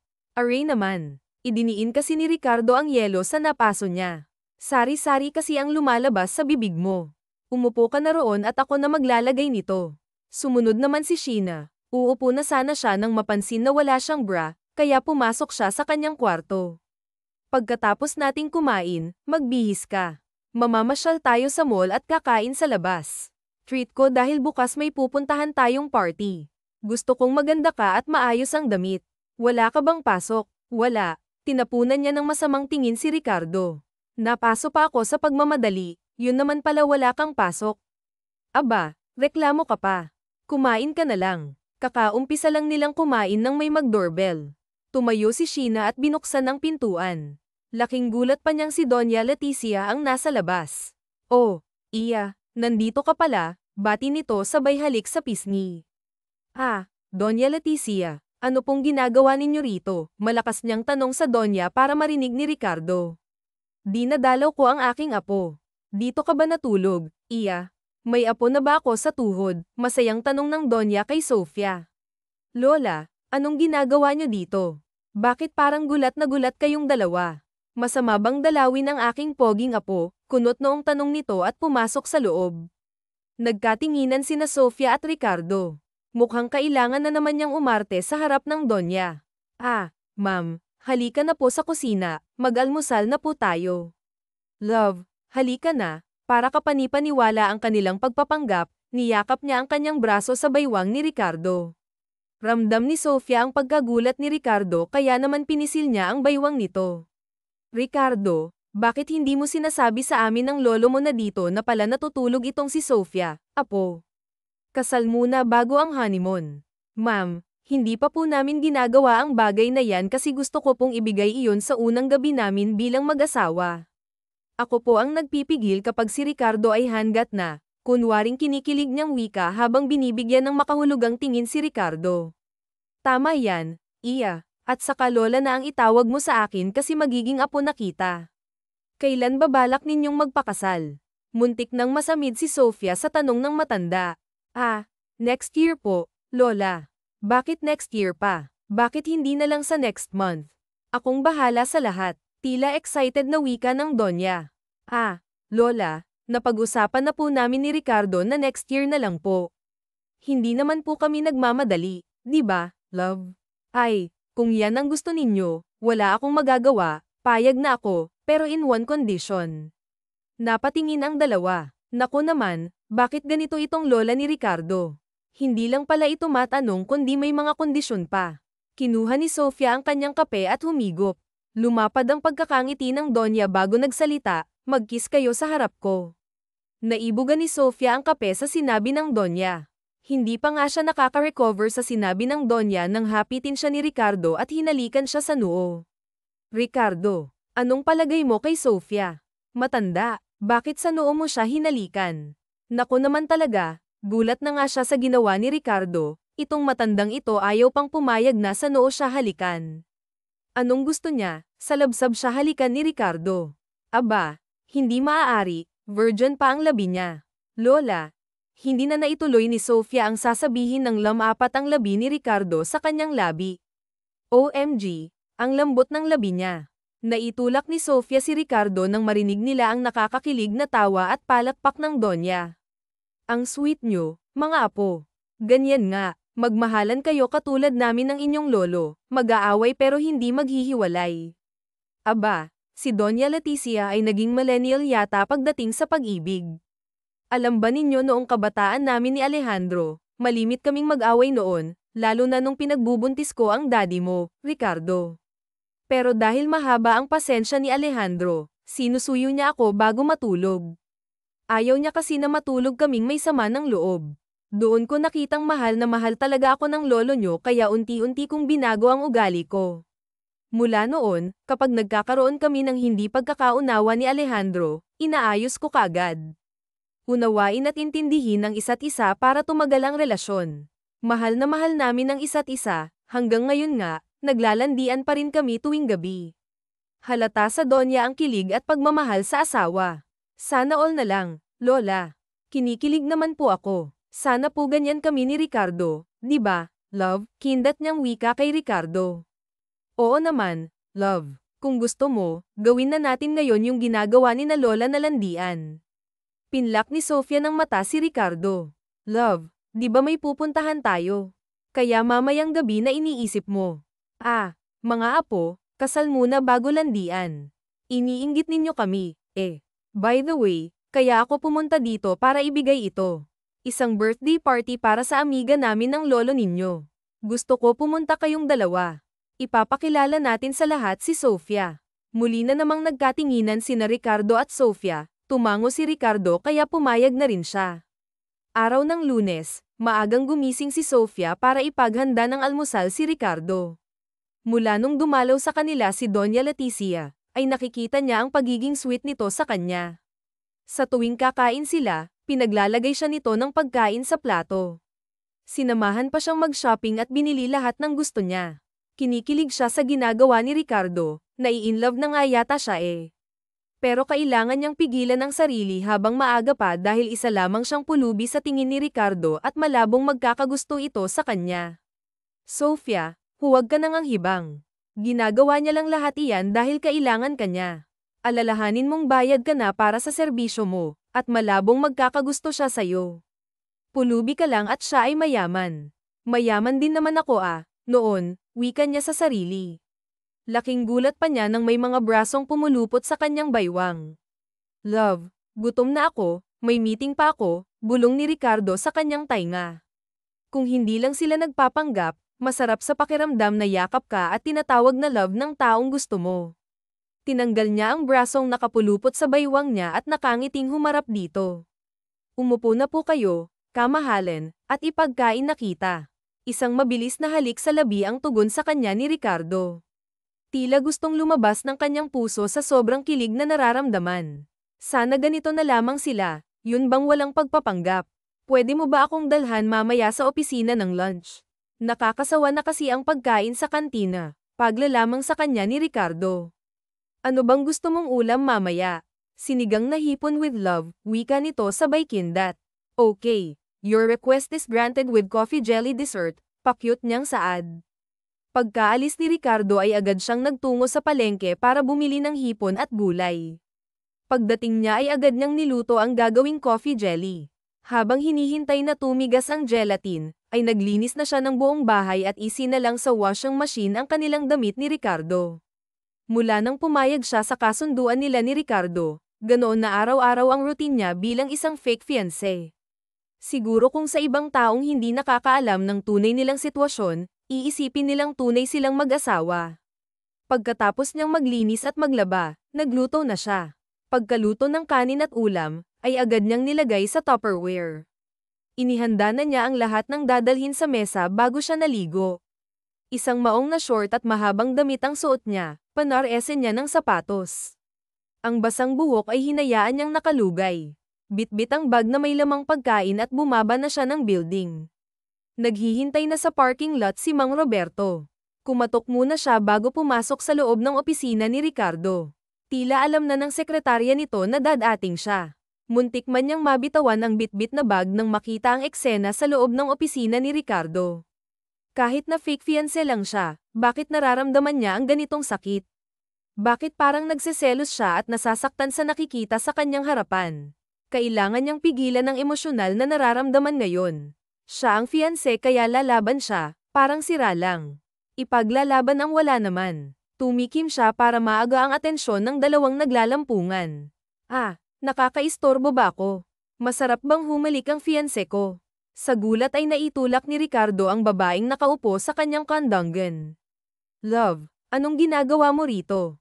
Halos mautal na tanong ni Ricardo. Di ba nga, nagpapadala ka nitong lunch? Hindi mo naman sinabing nandito pala ang kabit mo, sana'y hindi na lang ako tumuloy. Karen, umalis ka na. Pero, babe, ang babaeng yan ang paalisan mo. Isturbo Marteng wika nito. May kilala akong hired killer at matagal na silang walang napapatay. Gusto mo bang tawagan ko sila at bantayan ka sa labas? Pero huwag kang mag-alala, dadalhin ka muna nila sa langit bago ka nila pahirapan. Kinuha niya ang cellphone at kunwaring may tatawagan. Ang totoo, wala naman siyang kilala, luka-luka lang talaga siya. Natatawang sinundan niya ng tingin ang babaeng tumakbo palabas. Ang galing niya talagang gumawa ng kwento. Pang Best Actress naman, Judy Ann Santos yata ito. Love, ang galing mo. Kanina ko pa kasi yun pinapaalis pero ang kulit, ayaw umalis. Love ka dyan. At sa nakita ko kanina, gustong-gusto mo naman ang ginagawa sa iyo ng haliparot na yun, hirap niya kay Ricardo. Ang landi mo, pati dito sa opisina. Inilapag niya ang dalang bag sa table. Center, hindi mo man lang naisip na may fiancé ka. Hindi ka man lang naghanap ng mas maganda sa akin parang puwet ng kaldero ang mukha nun nagseselos ka ba? May pilyong ngiti sa labing tanong ni Ricardo. Ako, magseselos. In your dreams. Ang ganda ko para pagsiyosan siya. Ang totoo, nagseselos siya sa nakita pero wala siyang karapatan dahil nagpapanggap lang naman sila. Kinakabahang lumapit si Sofia sa braso ni Ricardo. Hindi niya maintindihan ang sarili. Sanay naman siya sa ganitong okasyon, pero bakit ganito ang nararamdaman niya ngayon? Kilala sa buong Pilipinas ang magja-celebrate ng birthday, sila lang naman ang nagmamay-ari ng malawak na pinyahan sa bukid noon kaya ganito na lang kabongga ang party. At sa pagkakataong ito, kailangan niyang galingan ng pag-arte para hindi siya mabuking. Huwag na lang kaya tayong tumuloy. Kinakabahan ako wika niya kay Ricardo. Hinawakang mabuti ni Ricardo ang kamay ni Sofia at pinisil-pisil. Kasama mo ako, at saka di ba magaling kang umarte? Kayang-kaya mo yan. Hinalikan pa siya sa noo kaya kahit papano, ang takot na nararamdaman niya ay napalitan ng kilig at saya. Pagpasok pa lang nila ay sinalubong agad sila ni Doña Letty at Don Alejandro. Nagmano siya sa dalawang matanda, bagay na bagay kayo mga apo, and I'm so glad na pumunta kayo, napakaganda mo iya. Thank you po, Lola. Kayo rin po ang ganda ninyo. Sabay-sabay silang pumasok sa main event. Marami ng taong nagkakasiyahan sa gitna ng stage ay nasal-ayan niya si Mrs. Smith, ang birthday celebrant, katabi nito ang gwapong asawa na dating congressman ng bukid noon. Balita niyang may dalawa itong anak, isang babae at isang lalaki, at hanggang ngayon ay single pa rin ang anak nitong babae. Bakit hindi mo ligawan ang anak ni Mrs. Smith? Maganda naman siya, tingnan mo tanong niya kay Ricardo habang nakatingin sa babaeng nasa kabilang table. Napakaganda nito at inosenteng tingnan. Gusto mong masira ang gabi ko? Seryosong tanong ni Ricardo. Sanggit, nagtatanong lang naman ako. Nagtataka lang ako kasi, bullshit. Okay, zipper my mouth na nagagalit, irap niya ang wika rito. Samantalang kanina pa titig na titig si Ricardo kay Sofia. Ang ganda niya kahit napakasimple ng kanyang makeup sa mukha. Minsan nga, napapaisip siya kung talagang pulubi ba ito dahil sa mga nakikita niya rito o sadyang marunong lang ito. Pero imposible talaga, ang sexy nito sa suot na black-fitted dress. Kanina pa niya gustong halikan sa labi ito at kanina pa nagwawala ang kanyang alaga. Sinundan niya ng tingin ang dalawa habang pinapakilala ng kanyang lola si Sofia sa mga amiga at amigo nito, lalong lumitaw ang ganda nito. Lalong lumitaw ang ganda nito kapag nakangiti dahil lumalabas ang dalawang maliit na dimple sa magkabilang pisngi. Tumayo siya nang tawagin siya ng kanyang lola. Agad niyang hinapit si Sofia pagkalapit niya rito at dinampian ng halik sa pisngi. Kailan ba ang kasal niyo? Ay ho. Ang swerte mo at napakaganda ng fans mo, tanong ng kanyang ninong. Baka makuha pa iyan ng iba sa iyo tulad ng nangyari sa inyo ni Elise. Ang tinutukoy nito ay ang anak ni Mrs. Smith. Biglang napatingin si Sofia kay Ricardo. Ngayon alam na niya kung bakit ayaw pag-usapan nila si Elise, may nakaraan pala ang mga ito. Kita niya ang pag-igting ng panga ni Ricardo kaya hinawakan niya ito sa kamay. Hindi po mangyayari na maaga ako ng iba. Mahal ko po si Ricardo at ramdam ko rin naman na mahal ako ni Ricardo, right, love? Hindi po dapat ako matakot, ninong dahil ibang-iba si Sofia sa kanila, hindi ako nito iiwan dahil lang sa pangarap at traditions. So, iniwan pala siya ni Elise dahil sa pangarap at tradisyon ng pamilya nito. Nasa gitna sila nang nagpapakilala nang may biglang may tumawag kay Sofia. Sofia, anak, kahit hindi lumingon si Sofia ay alam at kilala niya ang boses na tumawag sa kanya. Humigpit ang pagkakahawak niya kay Ricardo. Dito na pala kita makikita, anak. Ang tagal na kitang hinahanap, wika ng ama ni Shine sabay yakap sa kanya. Governor Inares. Anak mo pala itong fiancé ng apo ko, gulat na tanong ni Doña Leticia. Oo, naglayas siya sa amin at matagal ko na siyang hinahanap. Dito ko lang pala makikita. Oh, it's big revelation, at dapat nga palang matuloy ang kasal. Kasal? Oo, hindi mo ba alam na fiancé ni Ricardo ang dalaga mo? Nanginginig ang buong katawan ni Sofia dahil sa nangyayari. Ramdam niyang tinatanggal ni Ricardo ang kanyang nakahawak na kamay. Umiling-iling siya at nagmakaawang tumingin dito ngunit kita niya sa mga mata nito ang galit. Ricardo, please, magpapaliwanag ako, naluluha niyang wika kay Ricardo. Anong ipapaliwanag mo? Naniloko mo ako, galit nitong wika sabay alis. Walang oras na inaksaya si Sofia at sinundan si Ricardo kahit na pinagtitinginan na sila ng mga tao. Ricardo, sandali, makinig ka naman muna. Galit na humarap ito sa kanya. Tapos na ang pagpapanggap mo bilang fiancé ko. Ako na ang baalang magpaliwanag kina Lola.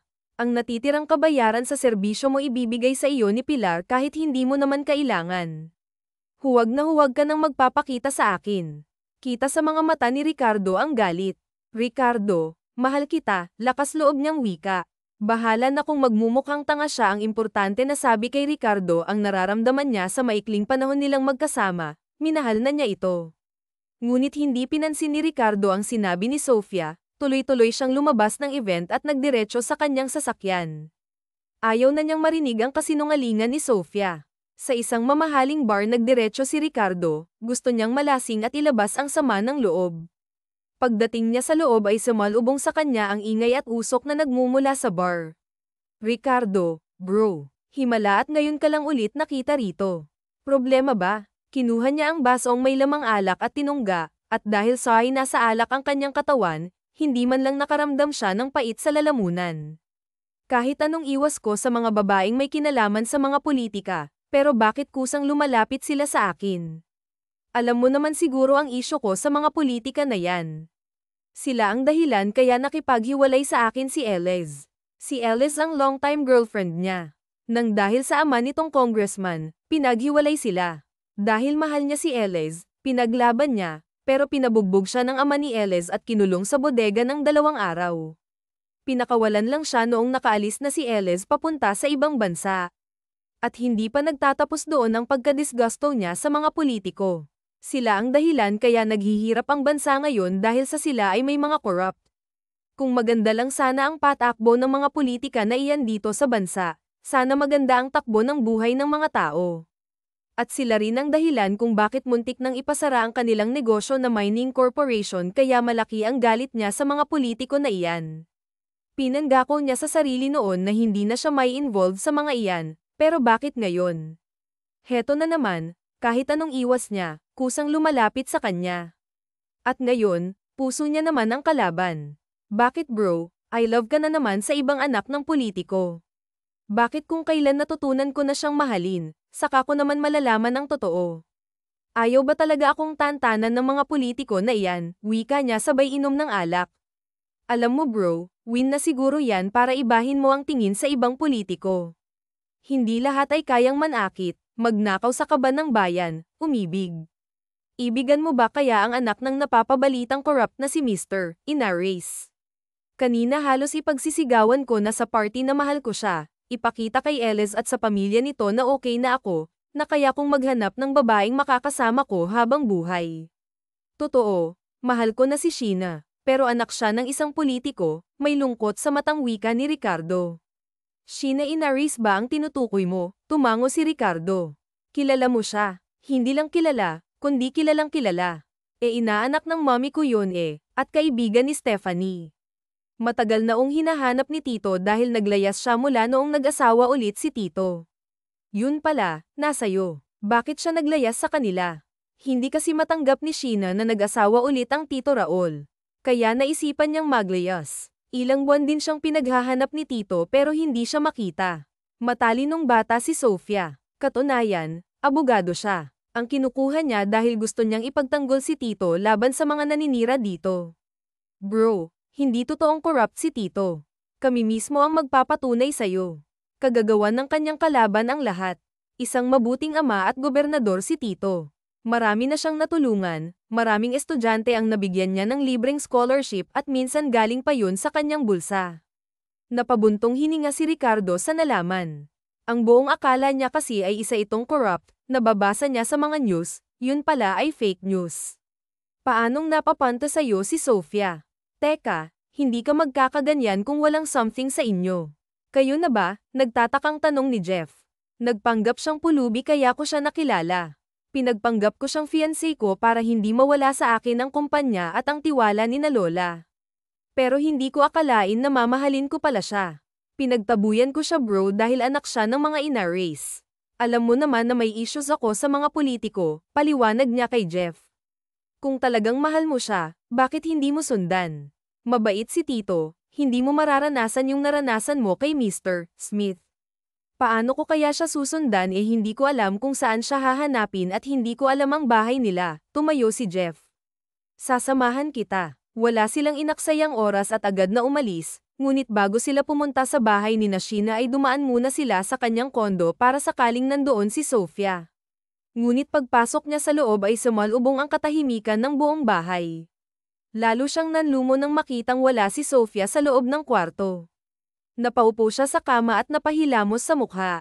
Ang tanga mo Ricardo, hinayaan mong mawala na naman ang babaeng mahal mo. Sinaktan mo pa, lalo kang magiging tanga kung hindi pa tayo aalis. Sigurado akong nasa kanilang bahay si Sofia kaya tumayo ka na Ricardo, sermon ni Jeff. Agad silang nakarating sa bahay ni na Sofia. Pagpasok nila sa loob ay sumalubong sa kanila si Governor Inares. Magandang gabi po Tito, si Sheena po ba? Magalang na tanong ni Jeff. Mula rito ang anak ko, Gov, nakikiusap po ako, kailangan ko pong makausap ang anak ninyo, at sino ka? Ricardo Montemayor po, apo ni na Don Alejandro at Doña Leticia. Narito po ako para sa anak ninyo. Mahal ko po si Sheena kaya nakikiusap po ako. Ikaw pala ang dahilan kung bakit umiiyak ngayon ang anak ko. Sinaktan mo ang eunuch ako, galit na sigaw ni Governor. Ikinwento ni Ricardo kung bakit nasaktan niya si Sofia at kung paano sila nagkita. Halos mahabag naman si Governor sa nalaman. Sa mga oras na ito, nasa probinsya na ang anak ko. Hinatid siya ng chopper kanina. Kung mahal mo ang anak ko, sundan mo siya at patunayan mo sa akin ang tapat mong hangarin. Aasahan kong pagbalik ninyo ay may apo na ako. Intindi, Tito, sobra kayong excited sa apo. Hindi po ba kasal muna bago honeymoon, natatawang sabi ni Jeff. Pabalik na mamaya ang chopper dito, inom muna tayo. Gusto kong makilala itong magiging manugang ko. Malayang pinagmasdan ni Sofia ang mga batang kanina pa walang sawang nagtatampisaw sa tubig. Ang saya nilang pagmasdan, makikita sa kanilang mga mata ang sobrang saya at tuwa. Pangarap niyang magkaroon ng isang kumpletong pamilya, ngunit hindi iyon nangyari nang biglang mawala ang kanyang mommy. Lumaki siyang tanging ang kanyang daddy ang kasama, at mula nang magkaisip siya, itinatak niya sa kanyang isip na gusto niya na balang araw kapag may pamilya na siya, iingatan at mamahalin ng buo. Gusto niyang magkaroon ng masayang pamilya sa piling ng taong mahal niya, ngunit paano niya iyon matutupad kung pinagtabuyan na siya? Mahal niya si Ricardo pero nasaktan siya nito. Isang araw na siya rito sa isla. Tumuloy siya sa kanyang yayang Mideng. Dito siya nagtungo matapos pagtabuyan ni Ricardo. Dito niya kakalimutan ang taong naging bahagi ng kanyang buhay. Alam niyang mahihirapan siya, ngunit kailangan niyang gawin. Mahal niya si Ricardo, pero nasaktan siya rito. Napapitlag pa siya nang may batang lumapit sa kanya at may inabot na bulaklak. Ate ganda, may nagpapabigay po, wika ng isang batang babae sa kanya. Kumunat ang kanyang noo. Sino naman ang magbibigay sa kanya ng bulaklak? Wala naman siyang kilala rito kundi si Yayang Mideng lang. Lalong kumunat ang kanyang noo ng sunod-sunod na may batang lumapit sa kanya at nagbigay ng bulaklak. Ate ganda, tumingin po kayo sa likod ninyo, nakangiting wika ng bata sa kanya. Dahan-dahan siyang lumingon at ganun na lang ang pagkagulat niyang nakaluhod sa kanyang harapan si Ricardo. Ricardo, anong ginagawa mo rito? Sofia, alam kong nasaktan kita. I'm very sorry. May mga isyo kasi ako sa mga politiko kaya ganun na lang ang reaksyon ko nang malaman kong anak ka ng napapabalitang corrupt na gobernador. Pero kagabi pinatunayan ng iyong daddy na mali ako, na hindi lahat ng nasa posisyon ay corrupt. Sorry dahil nahusgahan ko agad kayo ni Tito. Mahal kita, Sheena. Hindi na nga mahal, kundi mahal na mahal. Maging pulubi ka man o heredera ng mga ina-race, ikaw pa rin ang babaeng mahal ko. Anak, huwag mong sagutin yang buang na yan. Tinalo ako sa inuman, sabat ng ama ni Sofia. Natatawang tinayo niya si Ricardo. Bakit mo tinalo si Daddy? Ayaw niya na tinatalo siya sa inuman, ang gusto niya siya ang panalo, bulong ni Sofia kay Ricardo. Kakamo-kamot sa batok si Ricardo. Ito talagang magiging biyenan niya, sa lawahan. Kagabi lang at kanina close sila at gustong-gusto siya para sa anak tapos ngayon binabaliktad na siya. Sorry, hindi ko alam edad. Huwag kayong mag-alala, sa sunod panalo na kayo, wika ni Sofia sa ama. Ay dapat lang, baka magbago ang isip kong ipakasal kayong dalawa. Tumingin si Sofia kay Ricardo. Kasal, ang ama mo talaga pahamak. Kagabi lang at kanina close kami tapos ngayon binubuking ako, panira ng moment eh. Bamaling si Ricardo sa gobernador na ngayon ay tinatawanan siya. Gov, sinisira ninyo yung diskarte ko, yan tuloy hindi na surprise. Isa pang tawag mo sa akin ng Gov, ipapakulong kita. Wala kang galang sa magiging biyenan mo. Hala, mag-propose ka na sa aking yunaka at naiinip na akong marinig ang paghindi ng anak ko, kindat niyang asar kay Ricardo. Ito na nga po atat muling humarap si Ricardo kay Sheena. Love, alam kong ang bilis ng mga pangyayari pero gusto kong madaliin ang lahat. Gusto na kitang makasama habang buhay. Gusto kong may akap na kita ng panghabang buhay, yung kung maaangkin sa gabi. Hinampas siya ni Sofia sa kanyang sinabi. Hinuli niya ang kamay nito at hinagkan. Mahal kita, Sheena. Ikaw lang ang gusto kong maging ina ng 10 nating anak. Ano? 10? Balak mo yata akong gawing baboy ah. Hoy Montemayor. Anong higpit na mga sperm cell mo at gusto mo ay sagad? Hindi baboy ang anak ko ah. Love, pigilan mo ako, baka kung anong magawa ko sa ama mo. Love, hayaan mo na si Daddy, ugali talaga niyang mangasar, pag-alo ni Sofia kay Ricardo. Love, will you marry me, please? Kasagad, hindi mo pa nga ako nililigawan pakipot ni Sheena. Araw-araw kitang liligawan at kahit kasal na tayo at may mga anak na liligawan pa rin kita to prove my eternity love for you.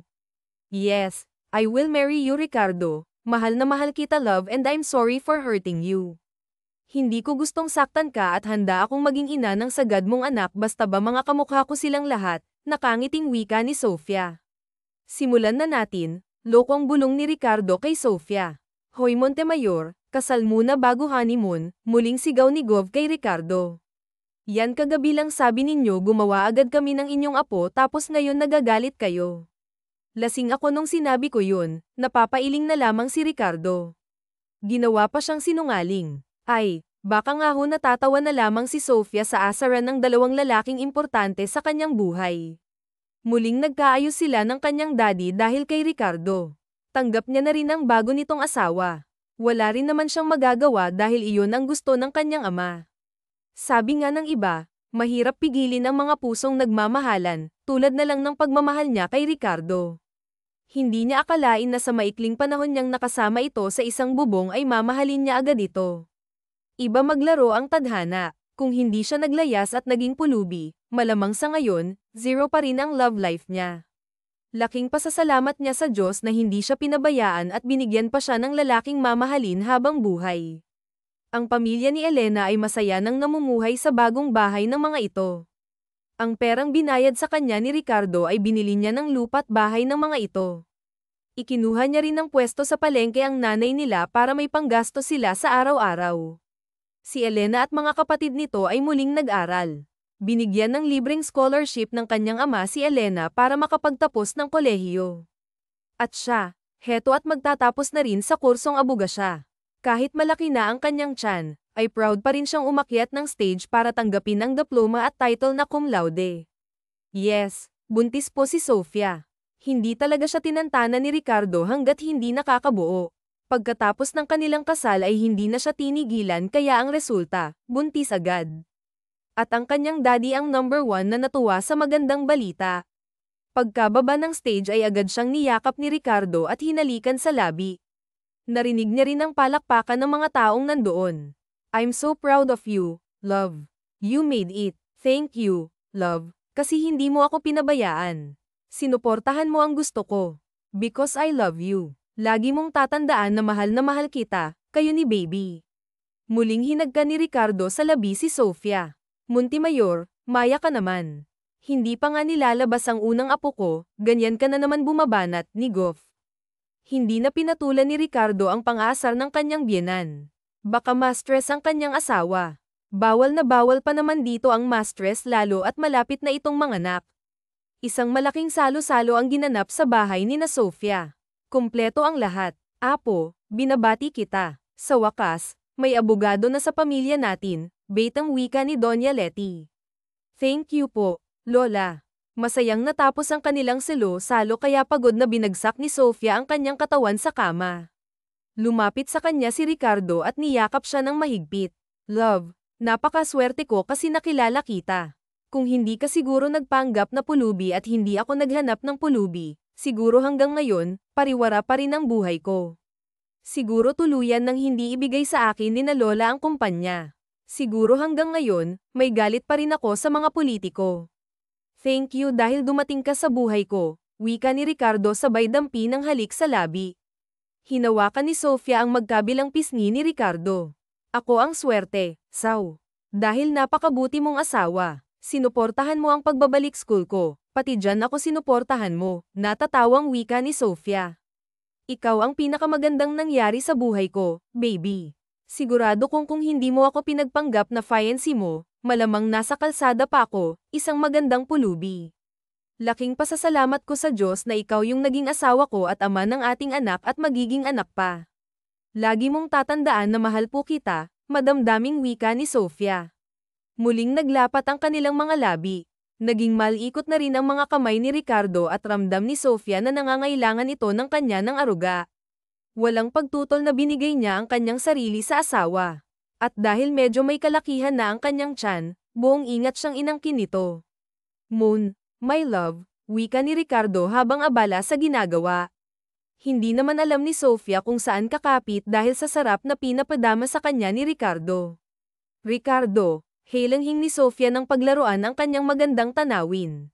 Nasa bunutan niya si Ricardo nang marating nila ang rurok ng kaligayahan. I love you, love. I love you too. Matuling lumipas ang araw at buwan. Nagsilang si Sofia ng isang batang lalaki. Pagkasilang niya ay nagtrabaho na siya sa kumpanya ni na Ricardo. Tinutulungan niya si Ricardo upang lumago pa ang kanilang kumpanya at para mas maraming tao ang mabigyan ng trabaho. Nagtatag na rin siya ng charity para sa mga taong nakatira sa lansangan, mga taong walang tirahan, walang makain. Lahat ng pulubing makikita nila ay dinadala sa kanyang charity home. Doon, kumpleto sila. May sariling higaan, banyo, 3 beses makakain sa loob ng isang araw. Binigyan din nila ng pagkakakitaan ang mga matatanda upang may sarili silang pera. Ang mga bata ay pinag-aral nila upang makaahon sila sa hirap. Ang sarap sa pakiramdam na makatulong sa ibang tao. Alam niya ang pakiramdam na walang bahay, walang makain. Naiintindihan niya rin ang mga ito kung kailangan nilang mamaalamos upang may makain. Hindi nila ginasto ang ganitong buhay pero dahil maraming mapagsamantala sa lipunan, napipilitan silang gawin ang mga bagay na hindi dapat.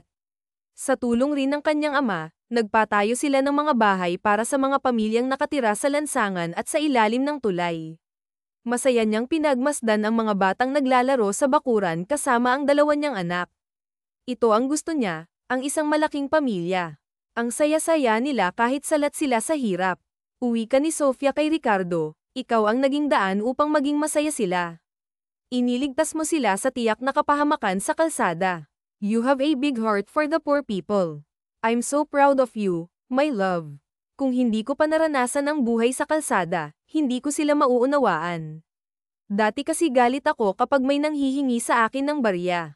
Nung naging pulubi ako, doon ko nasabi sa sariling kailangan kong kumain at mabuhay. Kahit hindi ako marunong at nahihiya, kinapalan ko ang mukha ko para lang may makain, naluluhan niyang wika. Hindi kasi biro ang pinagdaanan niya noon sa lansangan.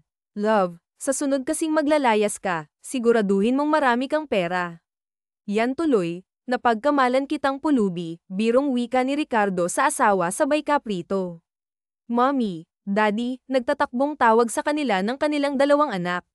Wala na siyang mahihiling pa. Binigay na ng Diyos ang pamilyang hinihingi niya, isang masaya at buong pamilya. Sa ngayon, masaya na silang nabubuhay kasama ng kanilang mga anak. May balak nga yatang tuparin ni Ricardo ang sinabi niya dahil buntis na naman siya sa pangatlo nilang anak. Marami pa silang pagsubok na haharapin pero dahil mahal nila ang isa't isa, malalampasan nila iyon.